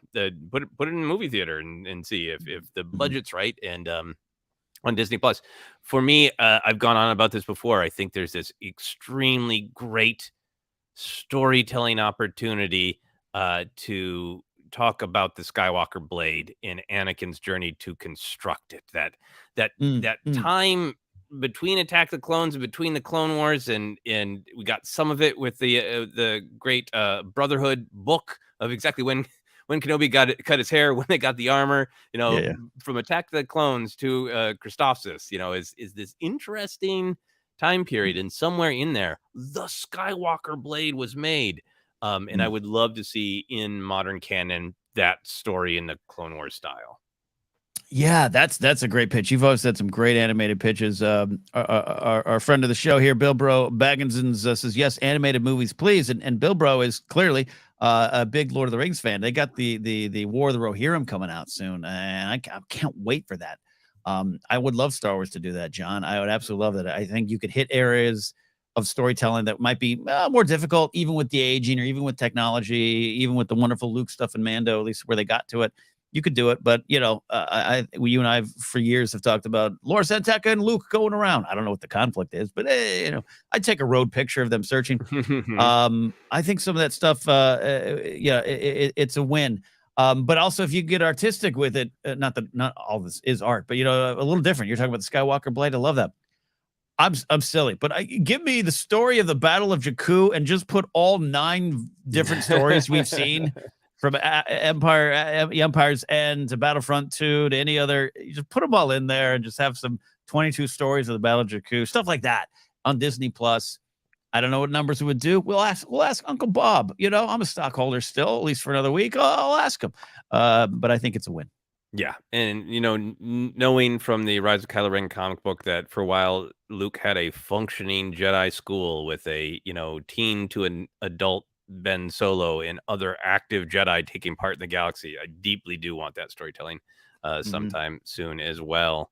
All right, we got to get through a couple more of these Star Wars questions, right? We do. There's so many, but we're gonna switch to other center pretty soon here. Do you have one lined up? I got one too. If you need one, yeah, you go for it.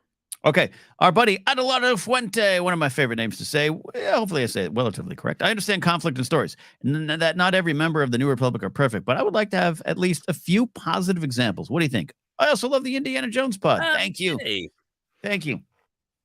I almost feel like I have to, like Joseph, I have to hold him back and I have to like toss him into this because this is something you and I have talked about off air. I love what the Mandalorian is doing. I love the questions it's asking about the New Republic. There's some beats, the Mind Flayer beat specifically, where personally, I just want them to have a little bit of a finer point, and I think they're doing a great job. I love what they're trying to do, but it's too easy to misinterpret as they're all the same, which is a dangerous line of thinking in the real world, and it's a dangerous line of thinking in Star Wars. It's flawed, and I think that's what the show's saying, right? I get it. The convert to me is not just Pen Pershing and Bo-Katan, it's also the New Republic. And you need to ask these questions because also we know what happens. We know the stuff Carson Tev is warning about isn't necessarily specifically the First Order. It's the situation that lets the First Order emerge. Get it. I got it. There's been a couple moments where I'm like, it can't be all just bumbling fools who are being a-holes, right? Like, come on. And that's a personal thing. I'll let you. Yeah. I agree. I really like the storytelling style of the Mandoverse, but I feel almost similarly about the New Republic than Children of the Watch, where you're kind of given bits of evidence in hints, and the show isn't necessarily making its own statement yet, as clearly as, say, George Lucas makes a very clear statement of the Emperor's bad, and here's why. So I think that's going to emerge eventually, but there is this sometimes wanting to zero in on it, and I think we're heading there with the Children of the Watch with specific conflicts. With the New Republic, I really agree. I think what we're being presented is good intentions. Like we shouldn't just imprison everyone who worked for the Empire. We should give them a path back into society. Okay, well, somebody thinks that's too loosey-goosey and forgiving, so we'll restrict them to this area and we'll give them numbers. So what I think we're seeing is a demonstration of how hard it is to govern, and particularly how hard it is to govern when you're really trying to do right by absolutely everyone. But I fully agree that we haven't been presented on The Mandalorian with a voice who can kind of say those things, who can say, like, even this last episode with Tuttle, I don't think he's that bad of a guy. He's like, member worlds are being attacked right now, and I got a list, and they need our help. How can I make this work for a non-member world? I want somebody with the authority to come in and go, this is why we have it organized the way we do. Yeah, it's not perfect, but what else are we supposed to do? We're doing our very best. The philosophy is in the right place. So if the philosophy is in the right place, how is it falling apart? I think that's the story that I think the metaverse is wanting to tell, but I think we need some people to speak up for the New Republic on the show, in my opinion. Yes, and I really agree with that. There, really agree with that. So there, Adelotta says we answered it perfectly. So there you go. Excellent. We finally got one, Joseph. We nailed it. Here's my thoughts. We have a couple super chats that are related to Star Wars. Maybe we get those, and you want to go into other center? Yeah, that sounds good. By the way, this is how we decide ForceCenter. We do it live on the air. We just pull back the curtain. This is AUTMT. Any chance for your top 5 celebration tips? Well, we'll try to get we'll get a few out there. Top 5, 10 each would be a little hard right now. But this is a great question. We mentioned earlier, a lot of folks, for many of you, and I know a lot of our ForceCenter friends. I see it in our Discord. We have a Star Wars celebration section. In fact, our ForceCenter friends have started their own Discord to coordinate the celebration experience. There's a lot of first timers. As I said before, it sounds like I'm just being super emotional, but you cherish every moment. It's the connections. It's not the panels. It's not all that. That's going to be fun. But even if you get to go to a panel and you get to experience it, what's going to make that even sing more is when you go talk about it in a hotel lobby, or you're getting coffee in the next morning and you run into, I always pick on him, but Matty Gunner, we're there with his rock star hair, and you're like, oh my God, did you win the win? When that happened? Even if you saw it on a phone, Joseph and I experienced, we didn't get into the first panel. We were kind of grumpy. There was some press stuff that happened. We were grumpy. We were both a little pissed off. We're not trying to be, entitled, but it didn't work. It didn't work. And we saw the Andor trailer on cell phones. We heard it ring out in the bathrooms, and that ended up being a beautiful experience. So be open to that. I'll say this, pace yourself. You're not going to get to experience everything. I think even the panel floor, and I've already seen some of the numbers. Anaheim had, I think, 166 vendors. This one's looking around 94 to 100. That's still a lot. It's still a lot. Pace yourself. We say floor beers because what it just means is Joseph and I, and sometimes whether it's we run into Mark Ellis, Brian Ward, both won't be there this year, but we'll run into someone and we'll just get a floor beer and we're just taking it in. Just give yourself the time to take it in. Yeah, I think that's the big thing. I think for me is like, especially when you're lucky already to be there, and then you keep getting emails from Star Wars Celebration like, this is opened up. Do you want to see some? There's going to be a droid race. The bounty hunters are going to fight. There's going to be a flamethrower. And you can get overwhelmed. So I think the important thing is to kind of look at it all and go, what are those big ticket things that mean the most to me? I want to try to get into this panel. I want to have this experience, and prioritize for yourself.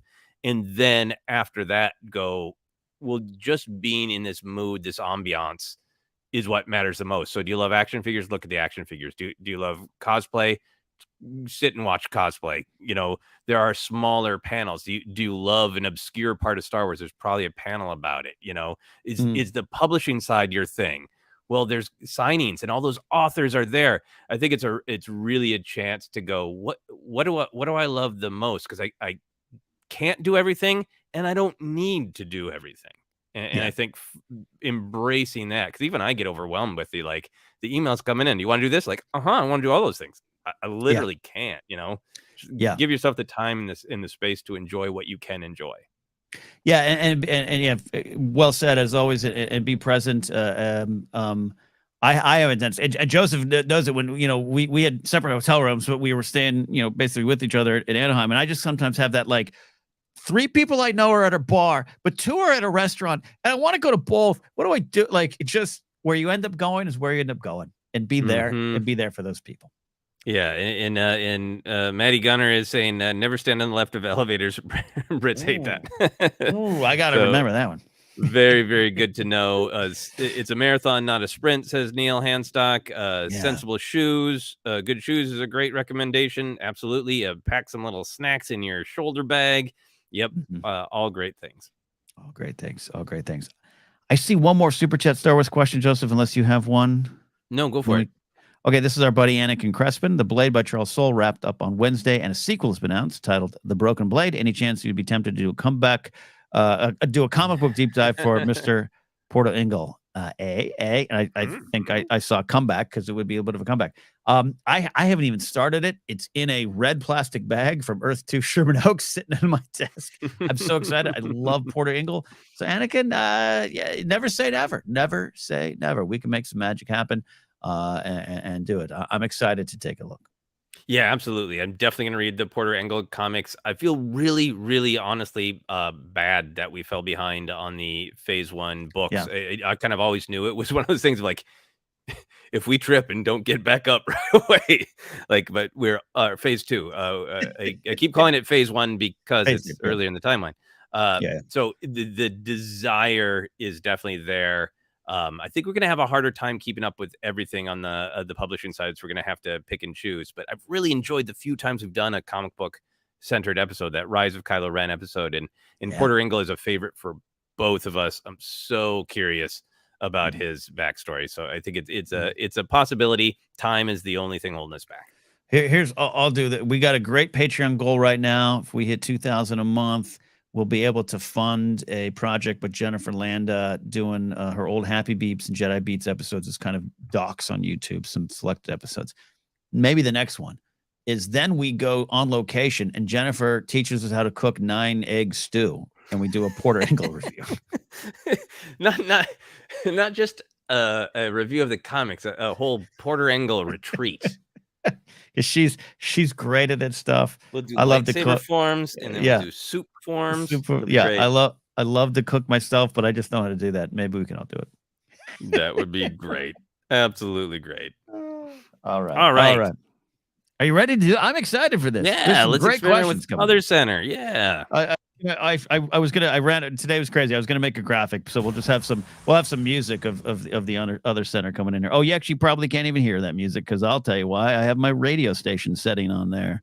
There we go. All right, there we go. Now you can hear some music. Probably. I think you can. Anyways, Other Center. Yeah, absolutely. Now I can hear myself too. Okay, right. I am scrolling to grab the Other Center.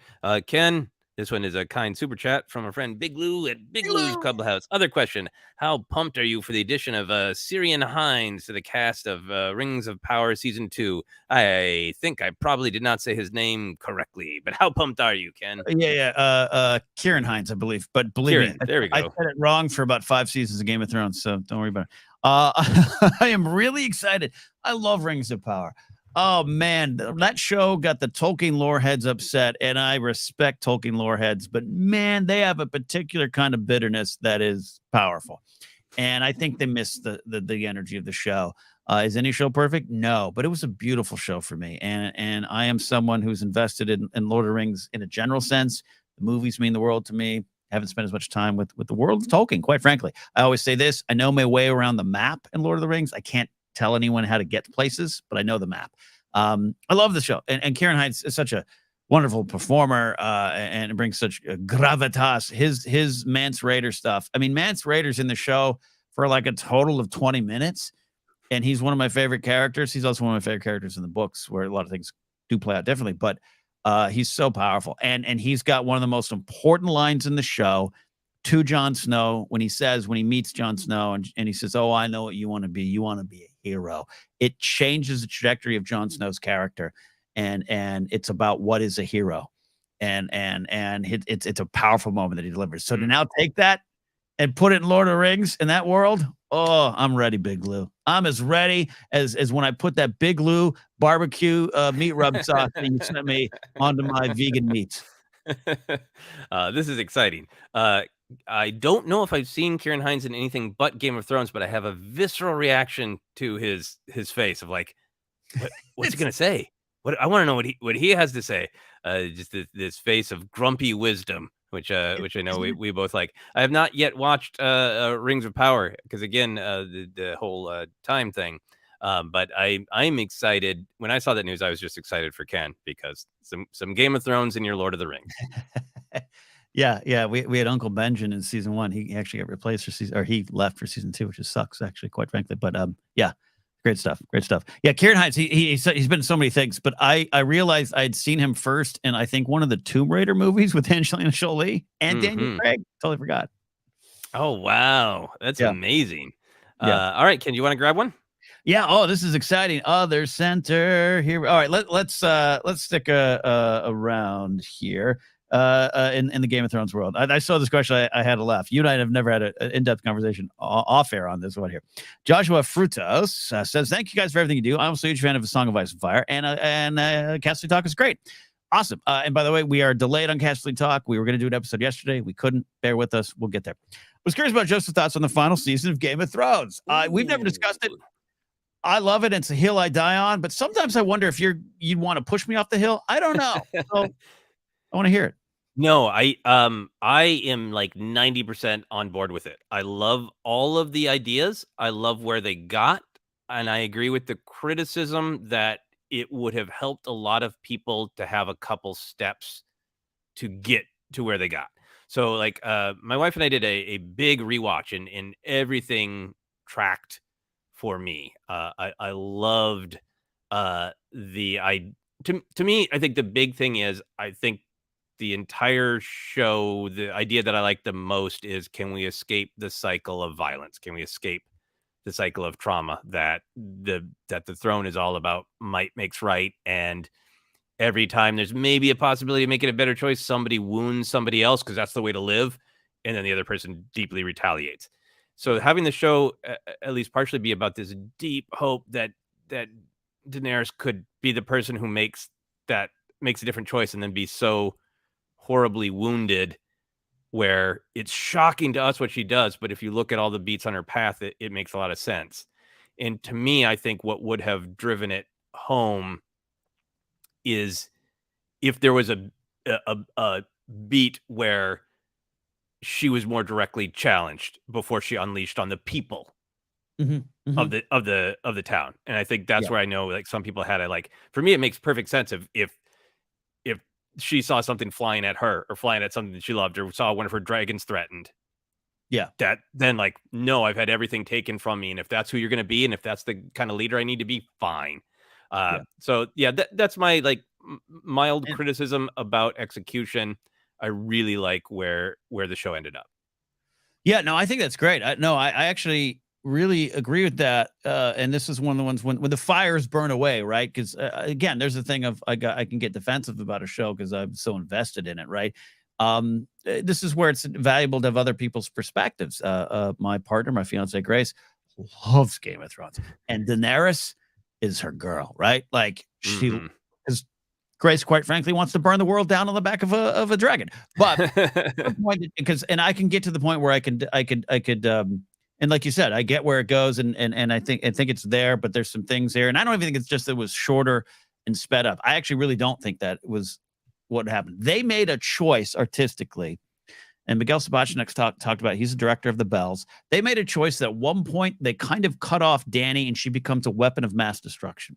And I could sit in there and tell you that, well, that's why. And Grace just said this real simply. She says, great. As an actor and as a woman, and when all those kind of perspectives she has, I just wanted to hear it from her. And I got the look, because you can look at her face, and she looks on Drogon to King's Landing, her heritage, the thing that she knows that she could have taken that throne and changed the world. And between her is the people who denied it, right? In a general sense. So it burns it all down. I can sit there and ForceCenter. I can other center it with her, or actually talk it with her. But she goes, that's all I would have wanted. And to me, that's not about only 7 episodes or 6 episodes, or Dan and Dave wanted to do Star Wars, or a coffee cup was left on a table. Yeah. It was a choice they made, and maybe in the end, it's the wrong choice. And the producers will tell you that there's a great book by James Hibbert of Entertainment Weekly, A Fire Cannot Kill Dragons. It's a great book, and they admit, the producers, not just Dan and Dave, but the producers go, yeah, we would have redone Dorne differently, or perhaps even cut it out because we didn't handle it correctly. And when they say that, they made a choice. Sometimes they're the wrong choices. So at the end of the day, I actually really agree with you. Yeah. Awesome. I love Arya taking out the Night King. And this is one of those other things where I think, like, the seeds are there, but maybe they needed to be drawn out more. That had so been the looming threat. And I think, like, the consequences of everybody turns to face this challenge, and instead of bringing people together, it actually drives them apart a little bit more.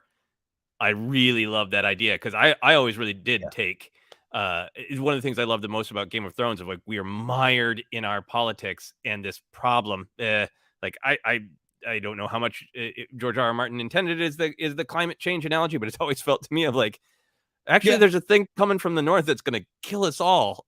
Right, it won't matter who's on the throne. And I loved that the way it ended with Arya having that victory, and I think it does play out because it's everybody extended to that battle, and it didn't make things better coming together. And there's, an interesting discussion too of their choice to have Arya do it, which might not be very different in the books, of course, but it did take away the Jon Snow moment that people just expected. And I had some kind of friendships hurt arguments with people who were like, "That's Jon Snow's," and I'm like, "It was not supposed to be. Did you not watch season 3?" But I agree with you. Yeah, it's a thing. But anyways, I love it. It. Good stuff. Great fun to discuss. This is why we do Other Center. Yeah. All right. I'm scrolling for Other Center. Did you have another one, or did you take that one? I took that one there. I'll do an add-on. Ben Wellington says, I think if they make a Kira Solo sequel series, it'd be fun to cast Liam Cunningham as their advisor. Liam Cunningham in Star Wars is a big win if that happens. I think that would be he's amazing. One of my highlights of Comic-Con was sitting on I was standing on a sidewalk while Liam Cunningham and Alfie Allen were outside having cigarettes, and I didn't say one word to them. I just felt cool standing by them. That is absolutely great. I love it. Well, here's one. We're gonna get a lot of Twin Peaks and Game of Thrones because people know we love that. Will, who made the wonderful Terra Sanube custom action figure, who's looking at me. Other Center question. I just finished a rewatch of Twin Peaks season 3. I want to ask how Joseph liked it and if Ken was a fan of Twin Peaks at all. Let's rock.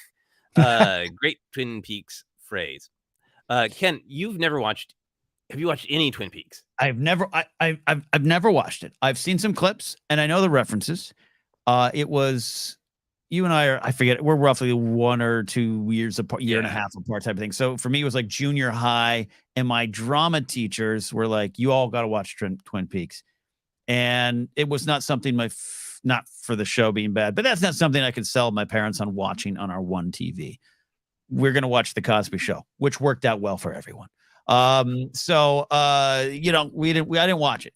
And then I just kind of had this thing. I don't know, man. I've been stuck between two worlds for a lot of my world between worlds, where I am this big giant nerd and I write poems and I'm artistic and that side, and then the side of me that hits the weight room and loves baseball. And by the way, you can be either and you can be both because it's all the same muscles. I don't necessarily mean muscles.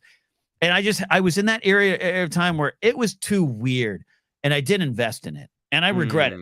I regret it because I really respect David Lynch. David Lynch as an artist. I always forget the name of it, but I love his movie of the old guy mowing lawns. A Straight Story, available on Disney Plus. It is on Disney Plus? Yeah. I recommend that to anyone. And he shot it in sequence. It's a beautiful film. I saw it in theaters. It's a beautiful film. So I love David Lynch. One day, I'm going to pour some of this, and I'm going to red rum, and I'm going to drink it. I'm going to watch it. Yeah. We will do Twin Peaks Center. Amazing. Well, I'll try to keep it short on season 3. I really liked it. I can understand how some people are challenged by it, but I think it was really interesting to have a return that people had been longing for a long time, and many questions were answered. I think, and characters continued, but I really loved that it was a story about times change, and you have to accept that you can't always go home again. And I think that's really baked into some of Cooper's controversial choices. I'll also say this, as much as I was one of those people too, who was on Cooper watch, when's quote unquote real Cooper coming back? I think real Cooper is there the whole time. He is in, it's a version of Cooper that is the awful bad Cooper. Whatever nickname you have for him, the Cooper who is not all there, the Dougie Cooper, that is the best of Cooper. And to bring it back to Star Wars, one of the things I love about Twin Peaks is Lynch and Lucas are extremely similar. They care about very similar things and express them in entirely different ways. And one of the things I love about Twin Peaks is Agent Cooper is this struggling Jedi where he has this part of himself that's flowing and intuitive and wants to understand what is more. He's like tapped into the Force, but also he's got this side of himself that's fearful and wants to address everything by controlling it and becoming the best at it, so there's no possibility of error. And I think those ideas are really interestingly explored in Twin Peaks season 3. I mean, when I listen to you talk about anything, I get excited, in terms of themes and everything. I'm there. And I just, as I get older, and I'm older, I really respect art. An artist is you could smirk at that word sometimes. A person, a creator like David Lynch and George Lucas. They're so similar in different realms. I just really respect him more and more, just like I respect David Bowie more than I ever have, and I've been a fan my whole life. I live and die by Lady Gaga because she's an artist to herself. I'm obsessed with like people who are like, this is what I do, this is what I'm trying to do, and also, by the way, I'm doing weather reports on social media. Like David Lynch is an intriguing character, and I want him as an actor in Star Wars. Oh, I would love that. I would absolutely love that. I could go on and on, but we got some other center questions to get to. Ken, do you want to grab one? Yes, we do. We got some great stuff. Oh, man, you also have some funny great Star Wars questions out there too. All right, where did it go? It was right in front of me. Oh, maybe it's down here. There. Sorry, everybody. I've also now had enough runs. It was our friend Maddie Gunner, and where did it go? I didn't favor it. Maddie asked us, like our dream concert with 3 bands. You and I both love music. It just goes into ForceCenter a lot. So here I'll it is. find it. Yeah. But Other center queue. Thank you so much. You each have 3 bands, artists to book your dream concert. Who are you choosing? Yeah. Oh, that is really hard. That is very, very hard. Ken, do you have a thought? Because Maddie might be asking this question as if time and space had no meaning, right? So for me, some of my favorite bands, even, Oasis and the Beatles together. Oh my God. I had a chance to go to a bill that was a dream for me being a 90s rock DJ. It was Liz Phair, who's like my all-time favorite.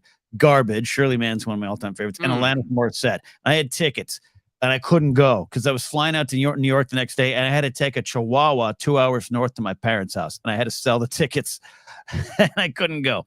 And Liz Phair eventually pulled out of she couldn't be on the show, and Cat Power took her place.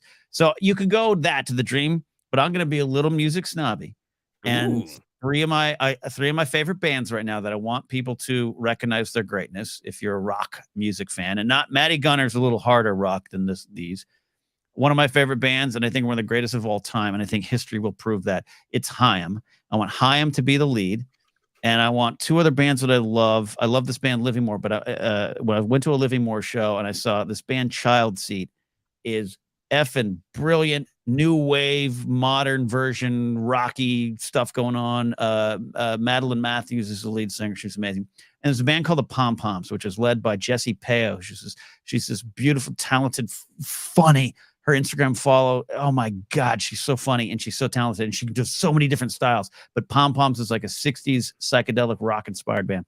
I want Pom Poms, Child Seat, Haim. I'm a music snob, but not really because I love everything. Now back to you. The snob part would be if you made fun of me when I said I haven't heard of those.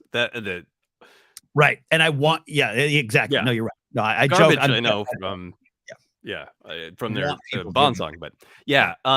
I've been lucky to see a couple of the people who really mean a lot to me now. Like there's a part of me that would be like, well, I start with Frank Sinatra because in many ways he's my favorite musician of all time.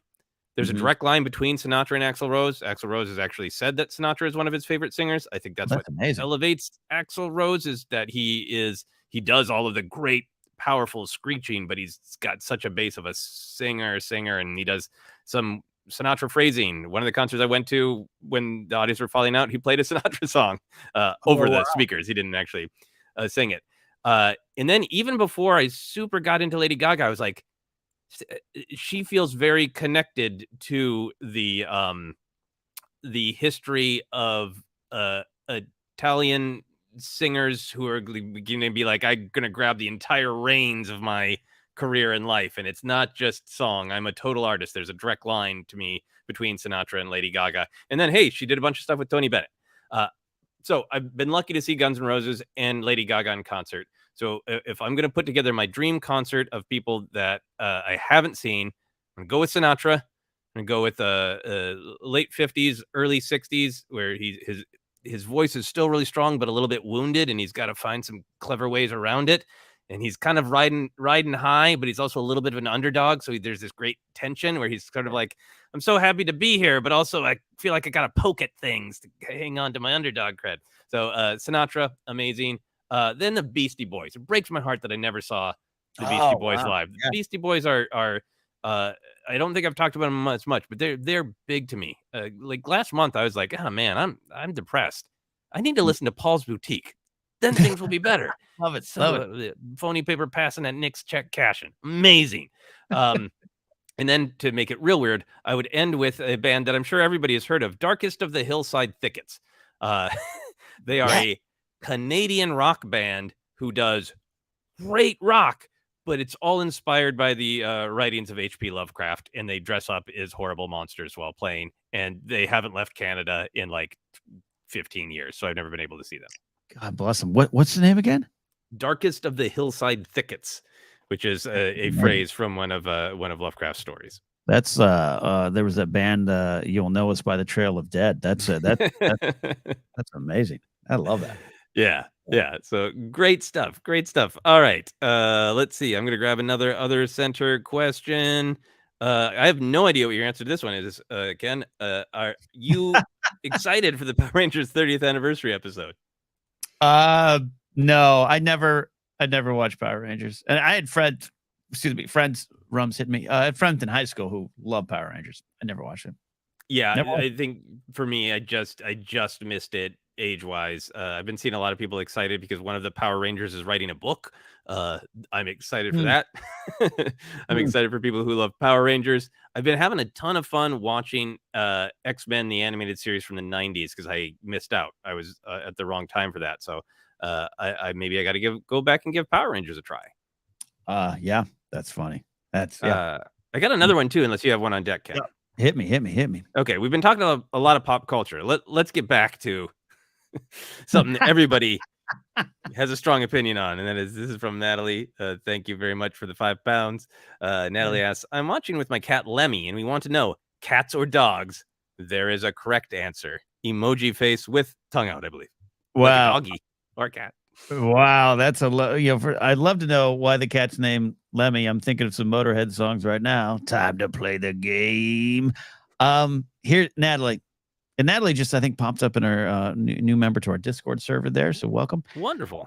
I just head over heels for dogs. We have 2 Chihuahuas. In fact, we're not done here on the show by any means, but I have to listen to make sure Baxter, who is now blind, doesn't have to go potty.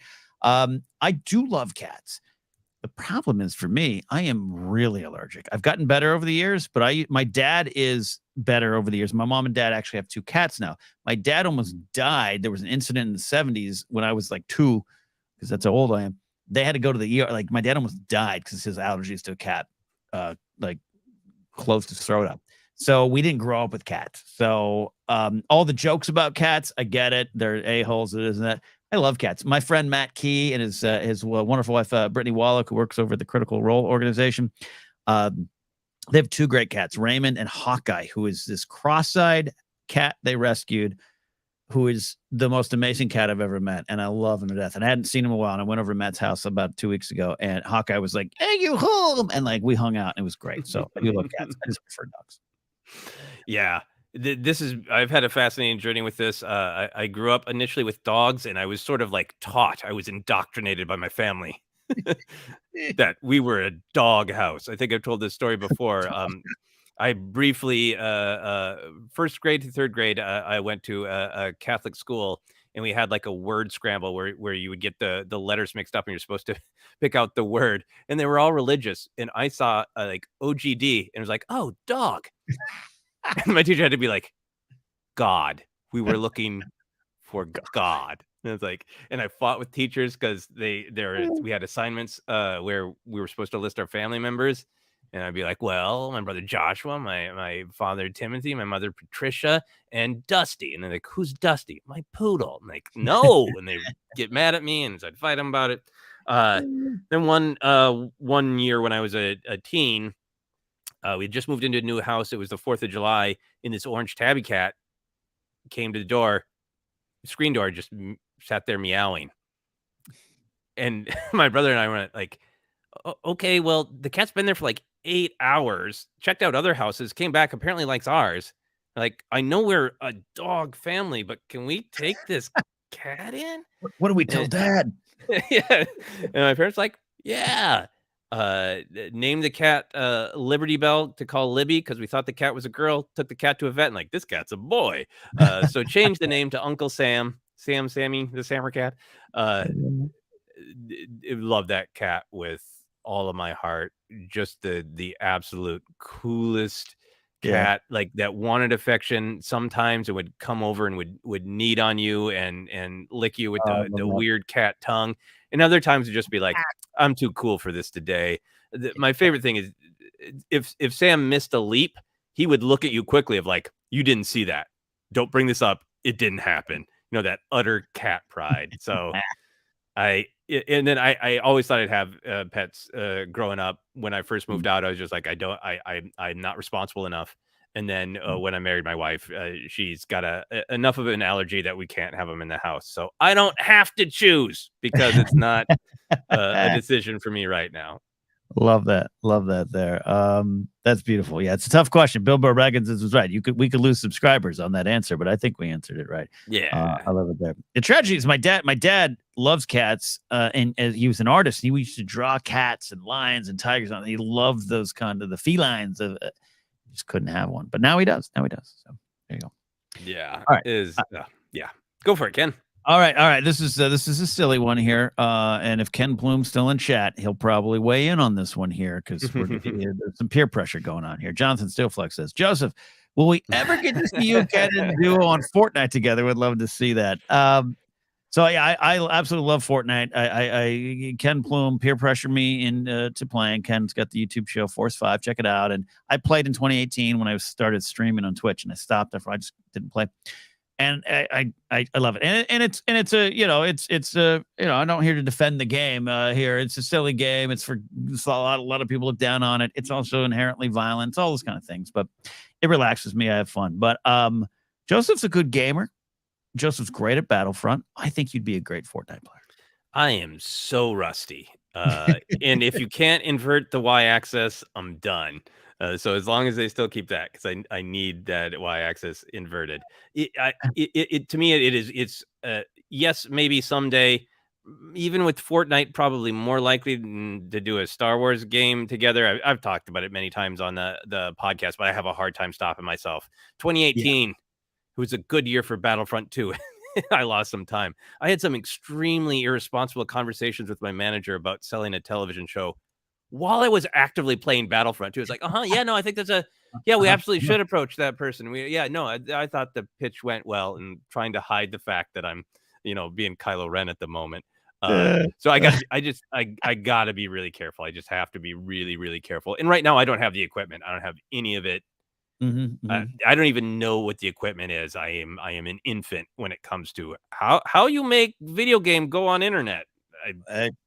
We'll get you set up there. Yeah, Lauren Romo plays, and she's on my streams a lot. All the cool kids play Fortnite. Yeah, Plume is here. Yes, we would love to see that trios there. It would be fat. One time we'll make it happen. One time you can still play it on PS4, but yeah, we can play it offline too. Yeah, it'd be because Fortnite, probably video games, but Fortnite is the type of game or any kind of battle royale game where it's thematic. How you view and approach life shows up in the game. And how I know you look at life, how I look at life, how Plume or anyone else, like it's a Rorschach test of how you get through life. And I think it'd be fascinating to play with you. But 2018 was so great because like I was frustrated by these the Battlefront missions where like the mission is just like go stand here and guard this one thing. And 4 people couldn't get it together to do that simple task. It was like, this is the problem with voting in America right here in Battlefront 2. It's very simple, but we just all have to do it. Love that. Great question, Jonathan. We'll see one day. Yeah, I think we got here. We have one from Matthew Stokes that I think you should answer, Ken. It is directed at you. And also, I need to take a quick break. I'll be right back. Okay. Okay, I'll answer this one here. Yeah, you can, you go check on your soup that's probably cooking there on the fridge. All right, so Matthew Stokes, thank you for the super chat. Commodore 64 Center. Can you mention having a Commodore 64 growing up? Do you remember the Lucasfilm game Night Shift, where you ran a factory that made Lucasfilm action figures? I do not. I am as we're chatting going to. I know there's the Night Shift movie. Commodore 64. I do not know that this is a thing. I have one of those. There it is. Oh my God. It's Night Shift is a video game developed by Attention to Detail and published in 1990 by Lucasfilm's game. It is an action game where the hero is a worker in a factory owned by Industrial Light and Magic. That's an amazing thing. I have one of those it's a replica Commodore 64, and it's got like 40 games on it. I think it comes as is, and you can't update games, but I would love to play that game. I would, if I could find a way to stream that game, I would. Matthew Stokes knows about it. Night Shift film was very different. I had a Commodore 64. Did not have a Nintendo because my dad, when I asked for one, said, "Why would you need that? You have over 300 games on the Commodore 64." Because he and my now late uncle, his brother, would exchange games, and we had 300 floppy disks, and every floppy disk probably had 10 games on it. So that was what I did, was just play Commodore 64 growing up there. All right, I think Joseph's back there. And Joseph, we figured out we actually, oops, sorry. You're at it. Yeah, we have this amazing game Night Shift that apparently existed. I didn't know. Wow. Yeah, I've never heard of it. An action game where the hero is a worker in a factory owned by Industrial Light and Magic. That is amazing. Absolutely amazing. Thank you for letting me run through my mystery errand. Do you have another one picked out? Yeah, well, do a quick follow-up here, a little housekeeping. Saber Smith says, will you guys be playing Jedi Survivor when it comes out? So we've answered a little bit. If Neil Heinstack says floppy disk, you snob. Yeah, the actual real floppy disks. Here's it's a workshop idea. There's a perhaps a chance where we could stream some games on the ForceCenter YouTube channel. Certainly more than possible. I stream games. I used to stream on Twitch. I just left Twitch. And I'm now streaming games on YouTube. Game streams every Wednesday if you're interested. I think that's something we'd like to do. Joseph, I'll let you answer to it. Don't want to speak to you. But, getting a PS5 can be difficult. It can be costly. And if you don't have one, it's a big choice to make. And you have that choice in front of you. So you won't be able to touch Jedi Survivor until you decide where you land on that choice, which is a tough choice. Yeah. I think they might be a little bit easier to find now. So I need to do that. I want to look into that. So I think it's a possibility. I need to get the PS5. I think the end of the day, I really want to play Jedi Survivor. So I think there will definitely be an opportunity to watch you play it in some way, Ken. Yeah. Either way, I stream Fallen Order on my own channel, but it'd be fun to stream on ForceCenter as we lean into YouTube a little bit more. But there's some logistics to work out, and we're gonna go to Celebration first, and then figure out what we do going forward. But to your question, I think we absolutely want to. I'm excited to play it, even though I had some well documented public issues with the amount of killing animals in the first one and some of the gameplay. It's a great story with great characters, and I'm definitely gonna get it. I'm definitely gonna play. Yeah, no, absolutely. You got another one on deck? You already had one on deck. So, I'm going to grab this one from Gaz Nottingham, who says, Other Sender, Joseph, if you were watching 90s X-Men, also watch the 90s Spider-Man. The two shows often cross over. That is great. I don't know if anybody's watched it. It was on when I was a kid. It's on Disney Plus. There's a show called Spider-Man and His Amazing Friends. It's very funny because it is so of a different time. His amazing friends are Iceman and Firestar. There's a dog in it. The Swarm episode in particular is my very favorite. But there's a lot of these shows, these animated Marvel shows, that I don't know which ones are good because I wasn't around. And I wasn't paying attention. So, Gaz, thank you so much for the suggestion. I'm really enjoying 90s X-Men. I love how often Wolverine's response to something is to get his claws out, and you get the light reflecting off him. He's like, well, you're not going to get past me. And then somebody just knocks the crap out of poor Wolverine almost every time he gets his claws out. I love it. So I'm going to check that out. Thank you. Love it. That's great. I didn't watch it. Yeah, I didn't watch any of that stuff. It's so weird, but I did meet the creators of the original X-Men at Screen Junkies. They're delightful human beings. Delightful human beings. Excited for the reboot of X-Men. Oh yeah, a lot of people are animated. Yeah. Okay. I guess it's my turn here. We got this one. 8984M says, I love that profile pic. Other center Q. Any thoughts on the poker face Star Wars connections? Rio Perlman, Tim Meadows, and of course Ryan Johnson. Yeah, and also you Phil Tippett. Nick Nolte plays what essentially is Phil Tippett in an episode, and Phil Tippett does stop motion in it, so it's wonderful there. I love Poker Face. Watch every episode. I don't think you've had a chance to watch it yet, right? I haven't. That's definitely one that that my wife wants to watch with me. She loves mystery shows. She loves Natasha Lyonne. So we want to make time for that together. And I kept being like, oh, I should bring this up. And then I remembered I got the I almost said something really dumb. There are multiple streaming channels that start with P, and for a long time I thought I had access to Poker Face, and I did not. I almost combined streaming and P in a way that was absolutely unfortunate. So gotta address that too. Yeah, I love the series. I think you'll love it too. Sounds like Sarah's going to be primed to love it. It's beautiful, and it's such an old school. I mean, it's literally of, hey, what if we did Columbo but with Natasha Lyonne? And it works on every level, and it's so great. And one of the things I love about it, it's great performances all through, great castings. You and I aren't there yet. We're still young, Joseph, but the show did such a good job at looking at older actors and saying, you ain't done yet. And the cast all the way through, there's some great people that show up. Actually, another star with John Ratzenberger.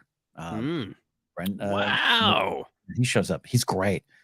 Brent Derlin. So I can't recommend that show enough. Yeah, Natasha Lyonne is talk about artists and people from being part of that 90s kind of movie scene and everything.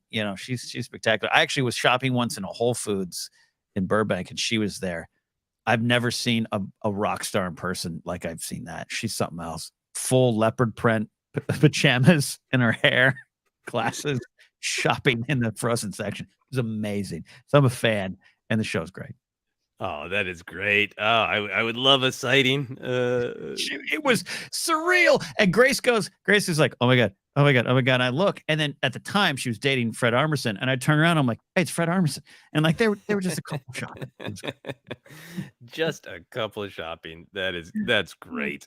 Gonna grab this one from our friend Ken Plume. He's got a great other center question. OC. Thoughts on Harrison Thunderbolt Ford? Smiley face. That is a great other center question because, hey, we all like Harrison Ford. He attaches to our lives, but he has taken on this role in the MCU. Ken, do you have any thoughts about it? I have this wonderful, dedicated, yet casual relationship with Marvel. So he was replacing William Hurt, who passed away, right? Yep. Yeah. I love it. And I just love, I don't think Harrison of 20 years ago would have done this, right? If superhero movies were to the same level now as they were, then as they are now. I think since Indy 4, which you and I are going to talk about, I think put that, and I actually like that film. Put it on the shelf. 2015 on, Blade Runner 249 on. Harrison's just like, I don't know what you all think about me. I like to have fun too. Let's do it. And I'm excited about this. Yeah, I know he's in Captain America: New World Order. I'm a little behind, so I can't remember if he's appearing somewhere else first. But I am so excited for that film. I know it didn't work for everybody, but Falcon and Winter Soldier was one of my favorites. Captain America character is my favorite. Again, kind of not surprising with the Star Wars of it all. Captain America is kind of a Jedi-like character who says, "I know things don't all work, but I have hope that if we work together and find our moral footing, we can make it right." Captain America in all iterations, is a very Jedi-like character to me. So I'm really excited to see where this story is going. For the Harrison Ford of it, like, yeah, I mean, he's so famous to us all is the grumpy guy, and the guy kind of didn't want to talk about Star Wars anymore, and Han Solo should have died in Return of the Jedi. Right. Like, and he still does the grumpy thing, and he does the honest thing that sometimes come across as grumpy. But then, yeah, they're like, what, 2012, 2013, as he started to be doing all these roles, I almost had this funny joke of like, did he sign some deal with some spirit that said I must reboot everything I've been in? I'll do an Indiana Jones, I'll do a Han Solo, I'll do a Blade Runner, like, where is Witness 2? Come on. This is the one that's like outside of it's not him just like, I'm gonna put a button on my legacy. Mm-hmm. I was really intrigued by the character. It's that like, what I'm an actor, so what if I'm 80? I want to do things.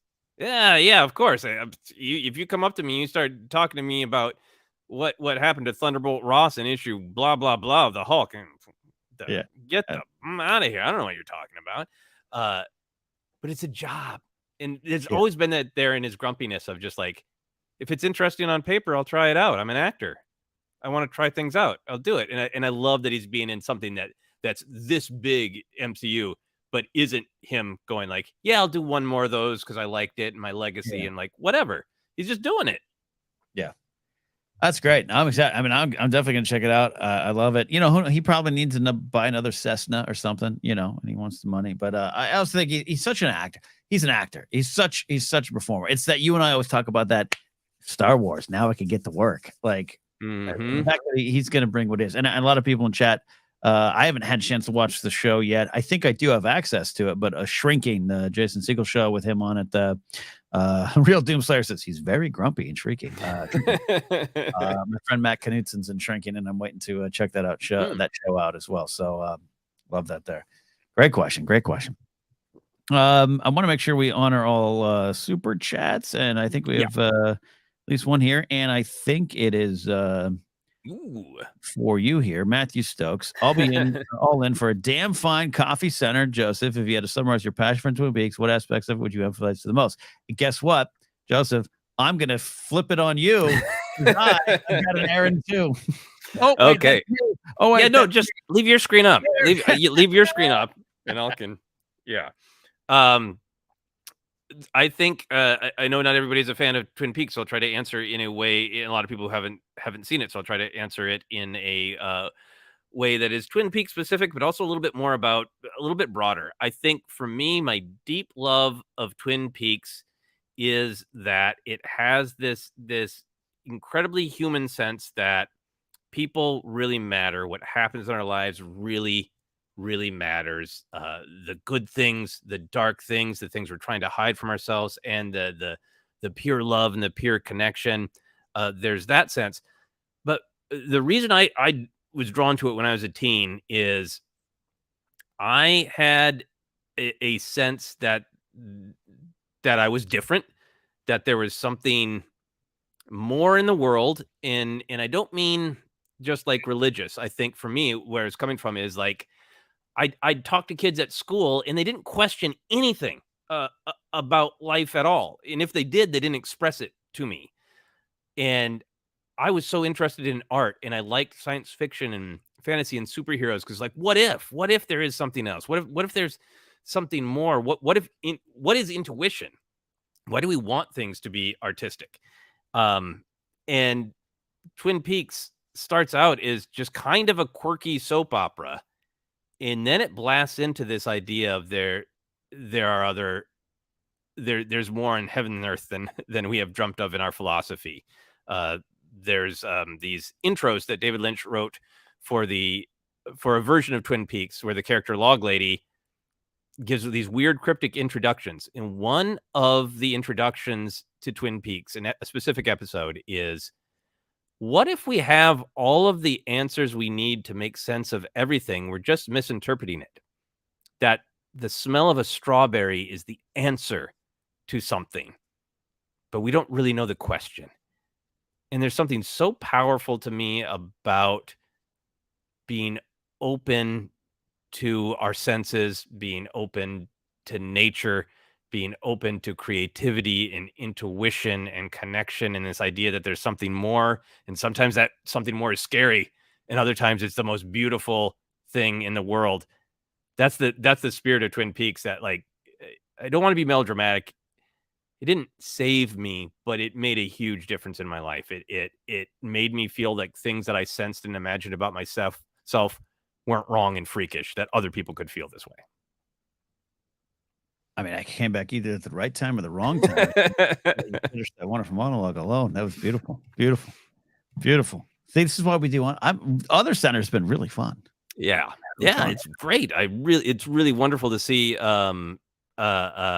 what people asking us questions about things that they know that we're into, and then some great things like dogs versus cats. Great experiment. So what do you think, Ken? Do you want to do a few more other center questions, or you want to jump back to some of the Star Wars questions that we have yet to answer?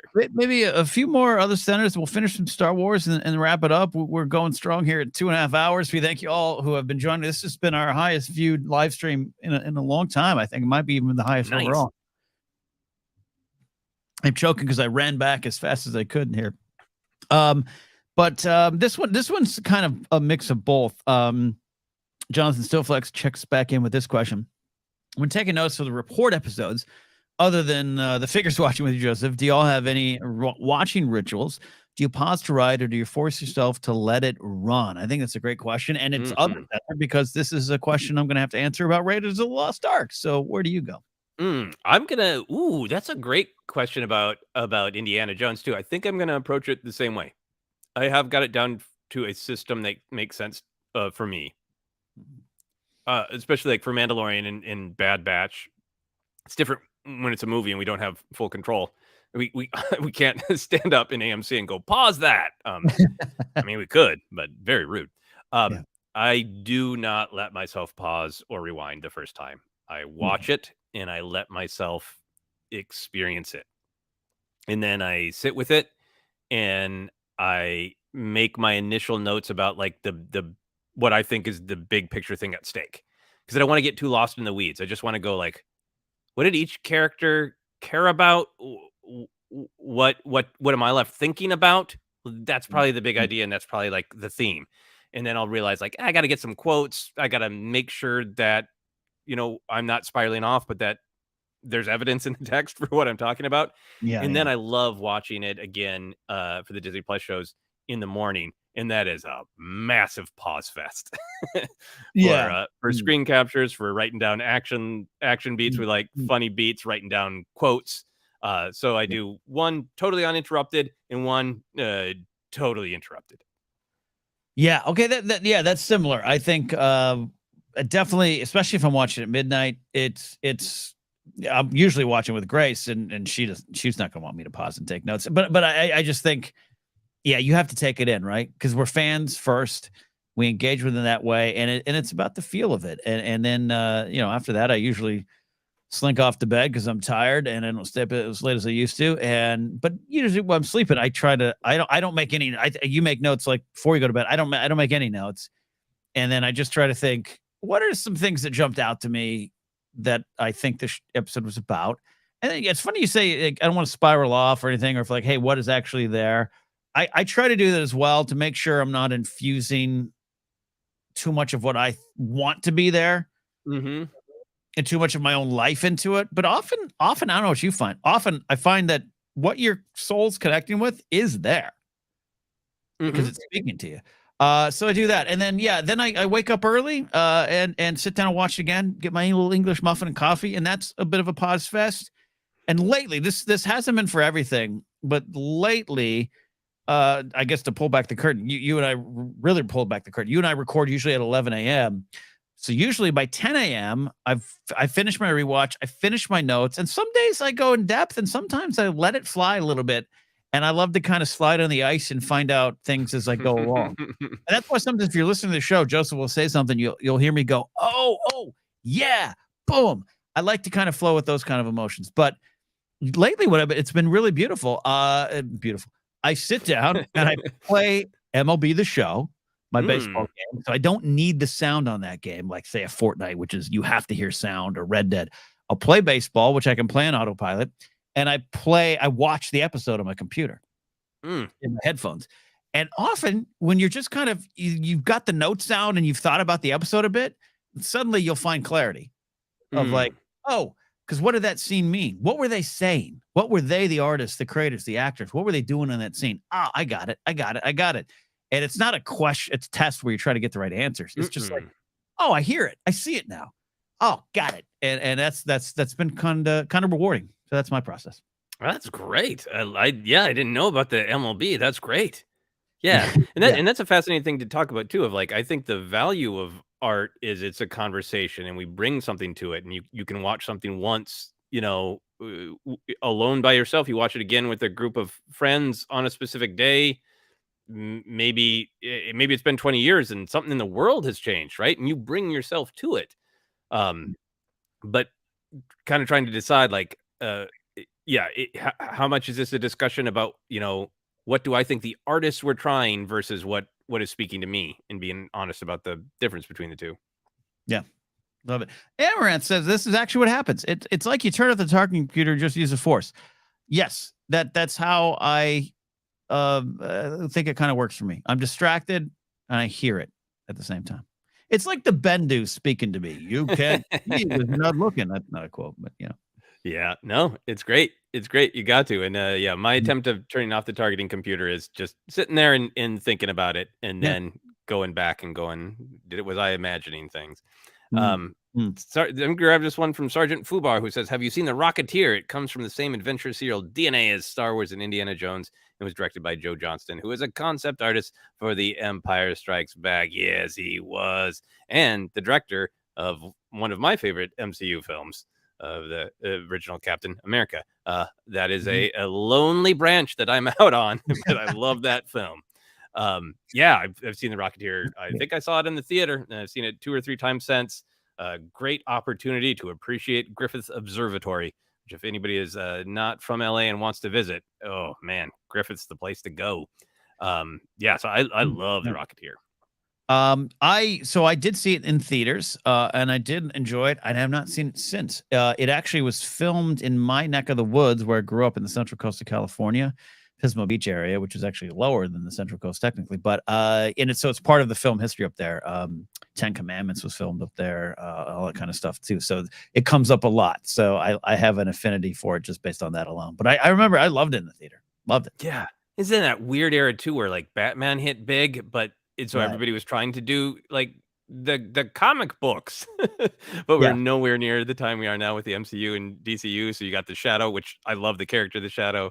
You got Dick Tracy, and like, the comic books like the kids like, and like it's the Batman. Yes, there's a connection, but Rocketeer was in that too. But Rocketeer was great, I think. It's an interesting era. I want almost like a documentary on comic book movies in that era. Yeah, I like this. Dick Tracy, Big Boy did it. Yeah. Ken Plume's with you. I'm on that cat branch with you, Joseph. It's funny. I've never seen it. It's one of the only MC movies I haven't seen, and that's a case of when you hear bad press, or you hear a negative, you see a negative thumbnail, and you just kind of go, "Oh, maybe I don't have to invest in it," which is not a fault of theirs. It's maybe mine for not pushing past that and investing. There is an exchange. I'm going to spoil it for you, Ken. There's an exchange in Captain America that is crucial to the character. It's crucial to the MCU, and it's such a Ken exchange. You would love it. I love it. The scientist who's trying to decide who gets the super soldier serum says to Steve Rogers, "So you want to kill Nazis?" And Steve Rogers, I'm paraphrasing, says, "I don't like bullies." Love it. It's the heart of Captain America, and it's such a Ken line. And it's a Han Solo line indeed. That's amazing. Yeah. And I'm a fan of Chris Evans. So there we go. This one's a super chat. Thank you for the super chat from Matthew Stokes. I think it's perfect for since we're heading to London here. Other center, and he spells it what he would say is the correct way. Shaun of the Dead, Hot Fuzz, Worlds, and what is that called? The Coronado trilogy. What's your favorite? Cornetto. Thank you. Coronado Island in San Diego. Favorite. Easy for me. I've seen all of them. Hot Fuzz by far for me is my favorite. Shaun of the Dead, I get scared easily, so my ex-girlfriend at the time was a huge zombie fan and made me watch it, and I did enjoy it, and I loved it. But I still had half a waiting for the jump scares. The World's End, I need to rewatch because I remember loving like the quote regular part of the movie, and then when it switched to more of the Edgar Wright kind of the fantastic stuff, I pulled out a little bit. Mm-hmm. I've only seen it once, so I have to re-engage. Hot Fuzz, I've seen 50 times. GD love that movie so much. We are remarkably similar on this. I'll start with World's End. I've only seen it once. I was so excited for it, and I'm not offering any criticism because I saw it once and I need to rewatch it. Right, yeah. My friends go on an annual bar crawl. It's a big deal to us. There was something about The World's End being about, okay, I love this team of actors and already kind of doing a film about maybe we're getting too old for this. And it's like, and they, to my recollection, I remember being upset because I feel like they kind of thematically finished the bar crawl, but they didn't. Nobody quote me on this. This is not an analysis. This is a memory. I got to rewatch it and give it its due. I love Shaun of the Dead. I literally cried the first time I watched Shaun of the Dead because I had just gotten out of a relationship where I was a little bit too much like the main character. It's like, I'm being here for you, right? I know you really don't like toys, but I bought you a Barbie dream house because you like Barbie, right? Is that me being? I'm going to the bar crawl now. One great friends with the person now, but I was little Simon Pegg in that relationship. So Shaun of the Dead made me cry. Very, very funny, great movie. But Hot Fuzz is perfection. In some of the meetings I've had in Hollywood with it, just sort of getting to know you, what's the best comedy movie ever made? I've said Hot Fuzz, and sometimes I've got good reception. Sometimes I've got some blinks. It is. I love that it is impeccably funny, and it's a movie about perfection. It's a comedy that is explicitly about something, about everything about it. The town wants a level of perfection that isn't possible. The Simon Pegg cop is trying to create a level of perfection that isn't possible, and his journey is to accept that this level of perfection isn't possible. And when you let it go, what else comes into your life? Beautiful. This is why we do Other Center. Let's do Other Center of Hot Fuzz. Yeah, it being one of your favorite comedies actually really works for me. I should say that now when asked, because even some of my favorite comedies, you know, I don't have a list in front of me, but lately I've done a lot of rewatch on them, and for various reasons, society, jokes, how we approach humor, everything. Some of them don't stand up as much, and I don't mean that in some kind of comment on where we are. And but yeah, some of it, I look at them and go, "Ooh, yeah, we wouldn't do that," or "It's not as funny as I thought." I engage with it differently. Hot Fuzz is still just this thing I enjoy from start to finish, and I think it doesn't just stand up; it kind of grows with me and the time. So I love it. Yeah, and I love Timothy Dalton. I've loved Timothy Dalton since his Bond days. Yeah. I'm a slasher of prices. And they talk about lines. That's one of those lines I do sometimes to myself. Just like, Mr. Skinner to the manager's office. Mr. Skinner, manager's office. Like I do that all the time. I love it. It's so good. So good. A lot of people are talking about Spaced, the television show. Spaced is great as well. Ton of great stuff. Manager's office, Mr. Skinner. Great stuff there. Couple more. I'm good for a little bit, but this has been a wonderful stream. You guys have hung with us here to the end too. We absolutely love it. Yeah, absolutely. So, do you want to go back to some Star Wars questions, mix them in with the Other Center questions? What do you want to do? Yeah, let's do it. Okay. You go ahead. Okay. We got a couple of them. I'm going to toss this up here. I think we've answered before, but I always like making sure everyone hears the answers. We got Ben Wellington, a lot of fun with Databank Brawl. That's still a thing. And then Ben comes in with Databank Brawl of Return. Gonk Droid crushing CO Pipple's face in my head. I forgot that happened until now. That's right. Just yarp. Yeah. Yep. Gonk. Yarp. It still exists in our hearts, right? It's just it's one of the things that was directly affected by the pandemic for us. It really was. It really was. I think we made that transition to recording remotely and never went back. It's been Sweatpants Center ever since. But Databank feels like it really, really it suffers from even on our normal episodes. Every once in a while, I step on something Ken says, and like have to say, "Oh, I'm sorry, I missed that. I didn't mean to." That really would kill the flow of Databank Brawl. I should know we record right now. We record our podcast through StreamYard, which they updated some stuff and makes it great. But we don't have cameras going, so you and I don't see each other when we record the podcast. So I think it's impressive that we don't step on each other every line. But Databank Brawl, when you're improv and stuff, it's an energy thing. Yeah, I mean, I think we're constantly looking, as listeners know, that there's some standards. We're always going to cover certain things. We're always going to talk about news. We're always going to do some audience questions. But things are in flux. The Databank Brawl ending theme tune lives rent free in my head, including the animation. Because not him. Tony Thaxton knocked it out of the park on that one. Yeah, all of them. But the Databank Brawl one, man. So I think I don't know if we'll ever go back to doing it regularly, because I really think we have to be in the same place. But I think it's definitely a possibility. Hey, maybe that'd be a great stretch goal for Patreon. Or if I think people have pointed out, like, there have been some just prime weirdos in the time we stopped doing Databank Brawl. So it might be fun to just be like, okay, we got to celebrate, Dewey and Freedy got to have a double header against two other weirdos, Oh, a tag team match. That's amazing. I love it. And Databank Brawl helped me get to know characters that I had only been passingly familiar with over the years. And Matt Belknap's episode with BB Chopper, right?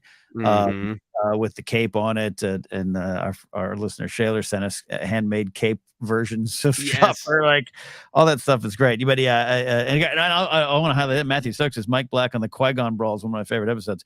We haven't had Mike Black on in a while, and he's still doing great things. To see him at the Comedy Store every now and then. You love Mike. Mike Black's just a sweetheart of a human, number one, and he's a great toy expert too. That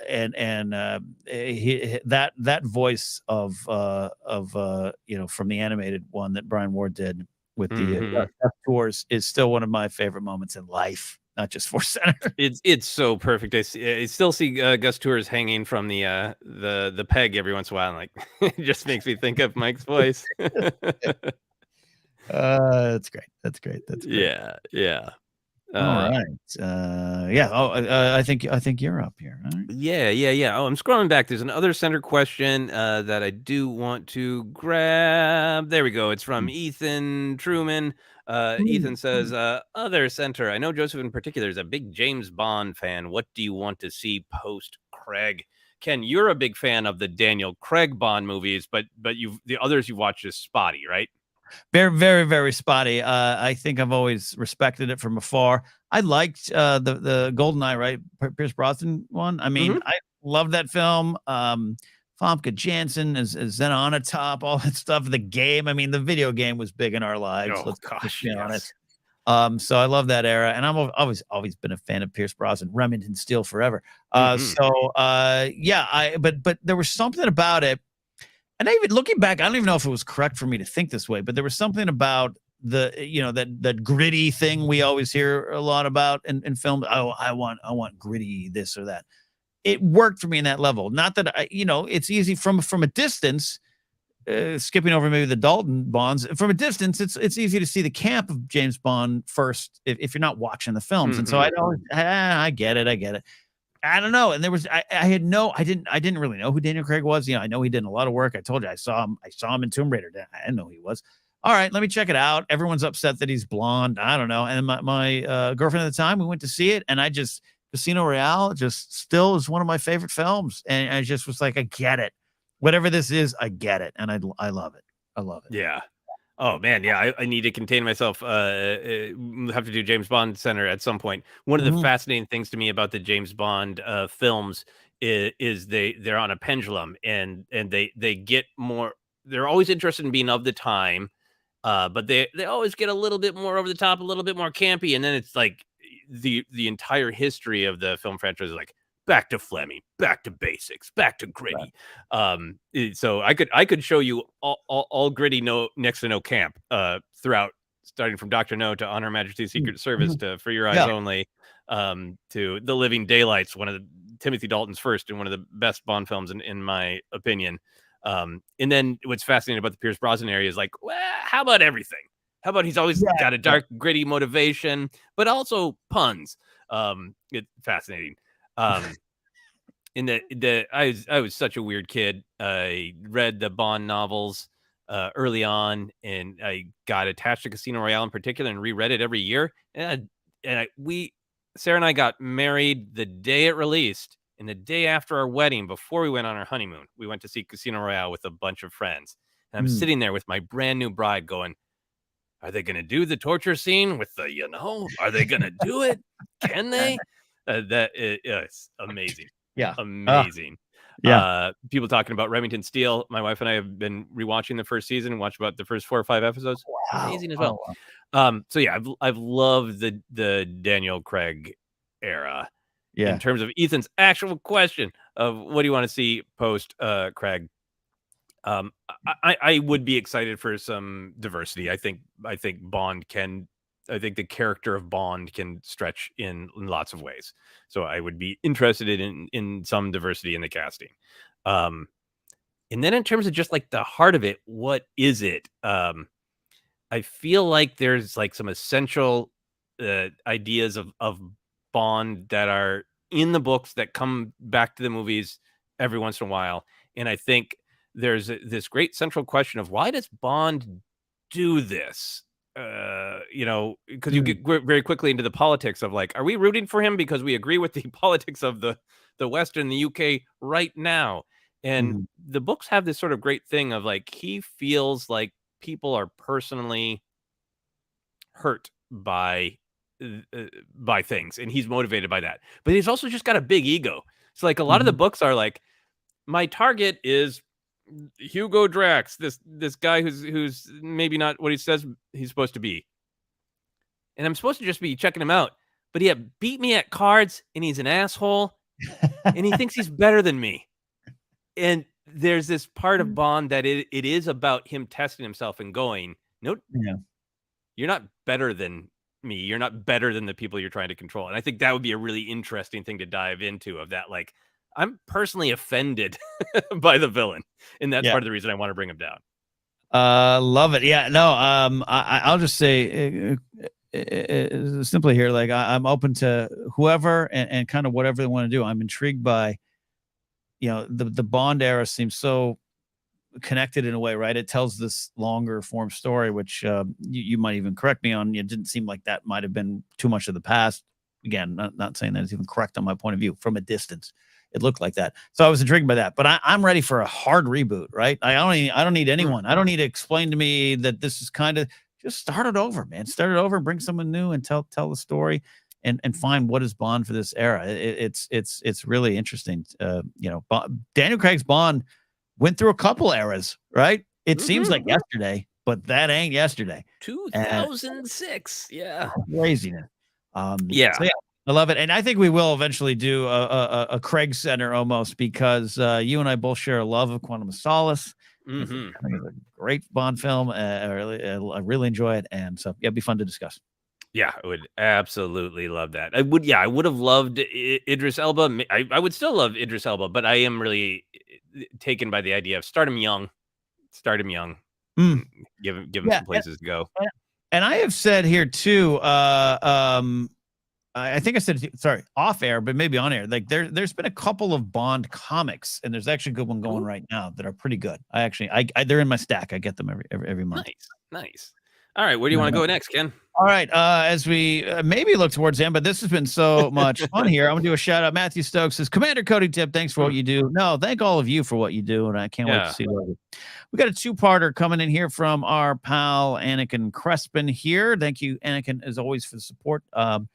On the packaging for the Black Series Luke and Grogu 2-pack, black chrysanthemum shoulder indicates that he will be the next Book of Boba Fett figure in the line. I'm desperate for a celebration reveal. Anyway, Hasbro's announced that there will be over 20 figures revealed for the Black Series and TVC, including reveals for the Clone Wars 20th and Return of the Jedi 40th anniversary lines. I hadn't even heard that part. Open for anything in particular. Man, I kind of been out of it. And this kind of ties it. I'll tell you what, maybe it kind of ties into Ken Grail. That's a different question, but we're in the figure realm here. I'm excited about that. Give me a second to process, but what do you think? Yeah. Well, to answer Ken Plume's question, Jocasta New. I'm sure she'd be extremely expensive, but I want that Jocasta New, complete with Count Dooku's head bust. Yeah, I'm so happy for the Black Chrysanthemum. Black Chrysanthemum got done dirty with that He did. Chewie with armor. Come on. Yeah, it wasn't. Come on. So I'm happy for a nice, beefy, the one who deserves the legend of fighting in the pits. They announced a couple of the figures that I really want, but I'll say this. For the vintage collection, I really, really want the whole Bad Batch, and I want them to hurry up with it. I know Hunter for vintage collection is a pipeline reveal. I want the Bad Batch in 3 3/4. Other than that, I want in vintage collection. These are fantasies.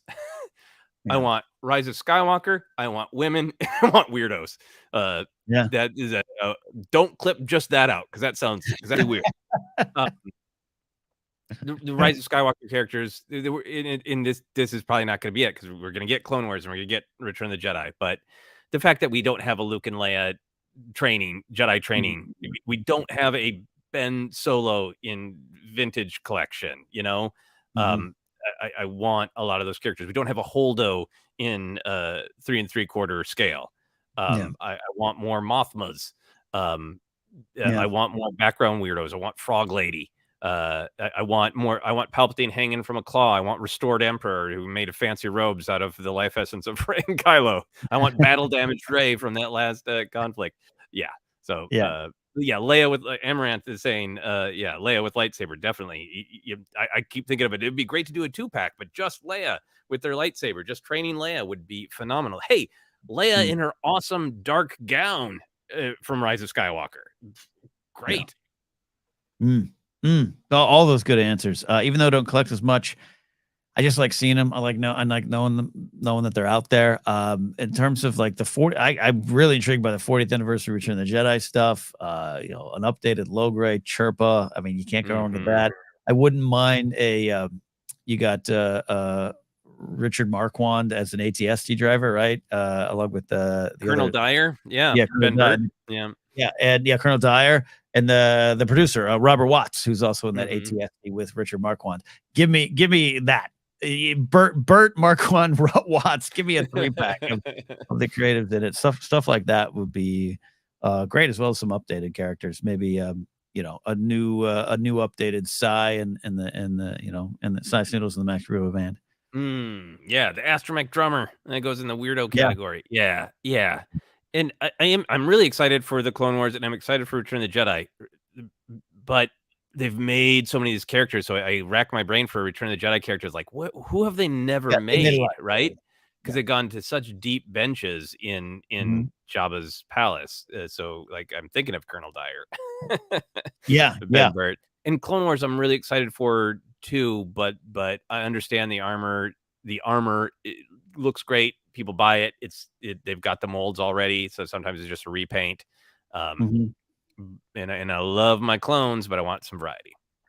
All right, a couple more. As you can see, I can barely sit now. My back, which I have a lower back problem, thanks pro wrestling, is hurt me. So I'm gonna stand. I'm gonna stand while we answer a couple more here. Joseph, anything in your ideas there? Any targets you got? Yeah. Let's see. Getting. How about this one? Andrew McNabb asks, so what do we think the chances are of a movie being announced next week? Ken, what is your back telling you?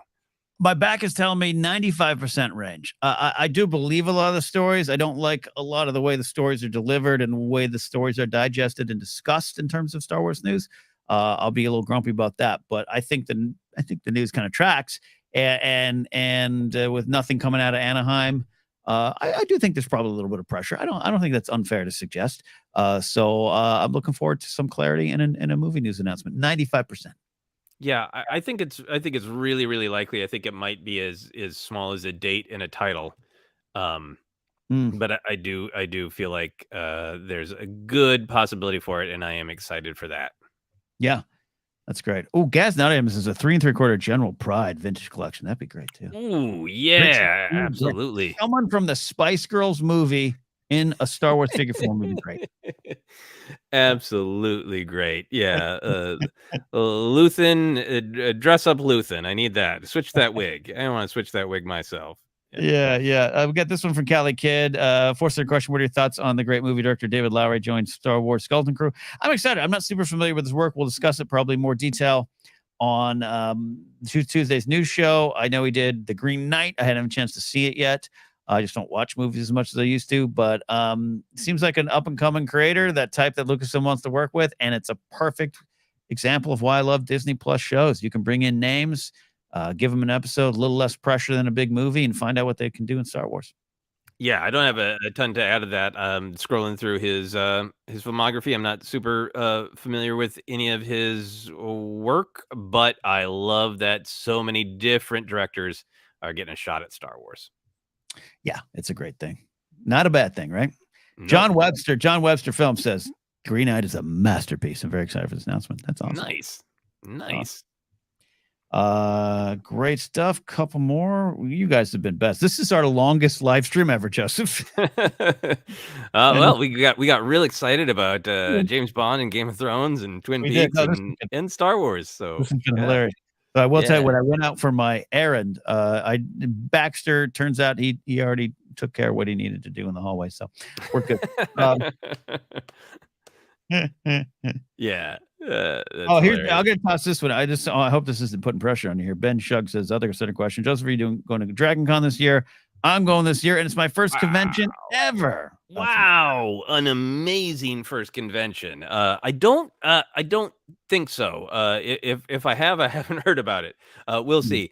I love conventions so much. I made a hard choice to not go to one later this year because I really want to put some more work into the short films that I've been making. I had posted all over social media that I finished the first draft of a novel, and I'm trying to work on the second draft of that. So I want to be able to do some of that stuff as well as go to some of the conventions and do some of the stand-up stuff. So I'm trying to find the right balance. So probably not this year, but I am so happy for you for Dragon Con. It is the most giant party. It is so much fun. It's such a spirit of fun. Anything you like, you can find at Dragon Con. I've never been to Dragon Con. I've heard a lot of stories. I've heard stories from Katie Sackhoff about Dragon Con, and I've always been intrigued. So one day I'll get there. I bet she understands it in a different way. I describe it as different. It was off-air schmoes, nothing bad, but it was just like, it seemed fun. This is I'll keep this short. This is one of my favorite Dragon Con memories. The wonderful Ken Plume, who we mention often, is the reason that I've ever gone to Dragon Con. He put together a great set of people, great set of shows, and we would do a show in one of the biggest halls, big comedy music shows, endless amount of fun. And often the panel right before us would be like a big deal panel. And we were all waiting backstage once when the X-Files panel was happening.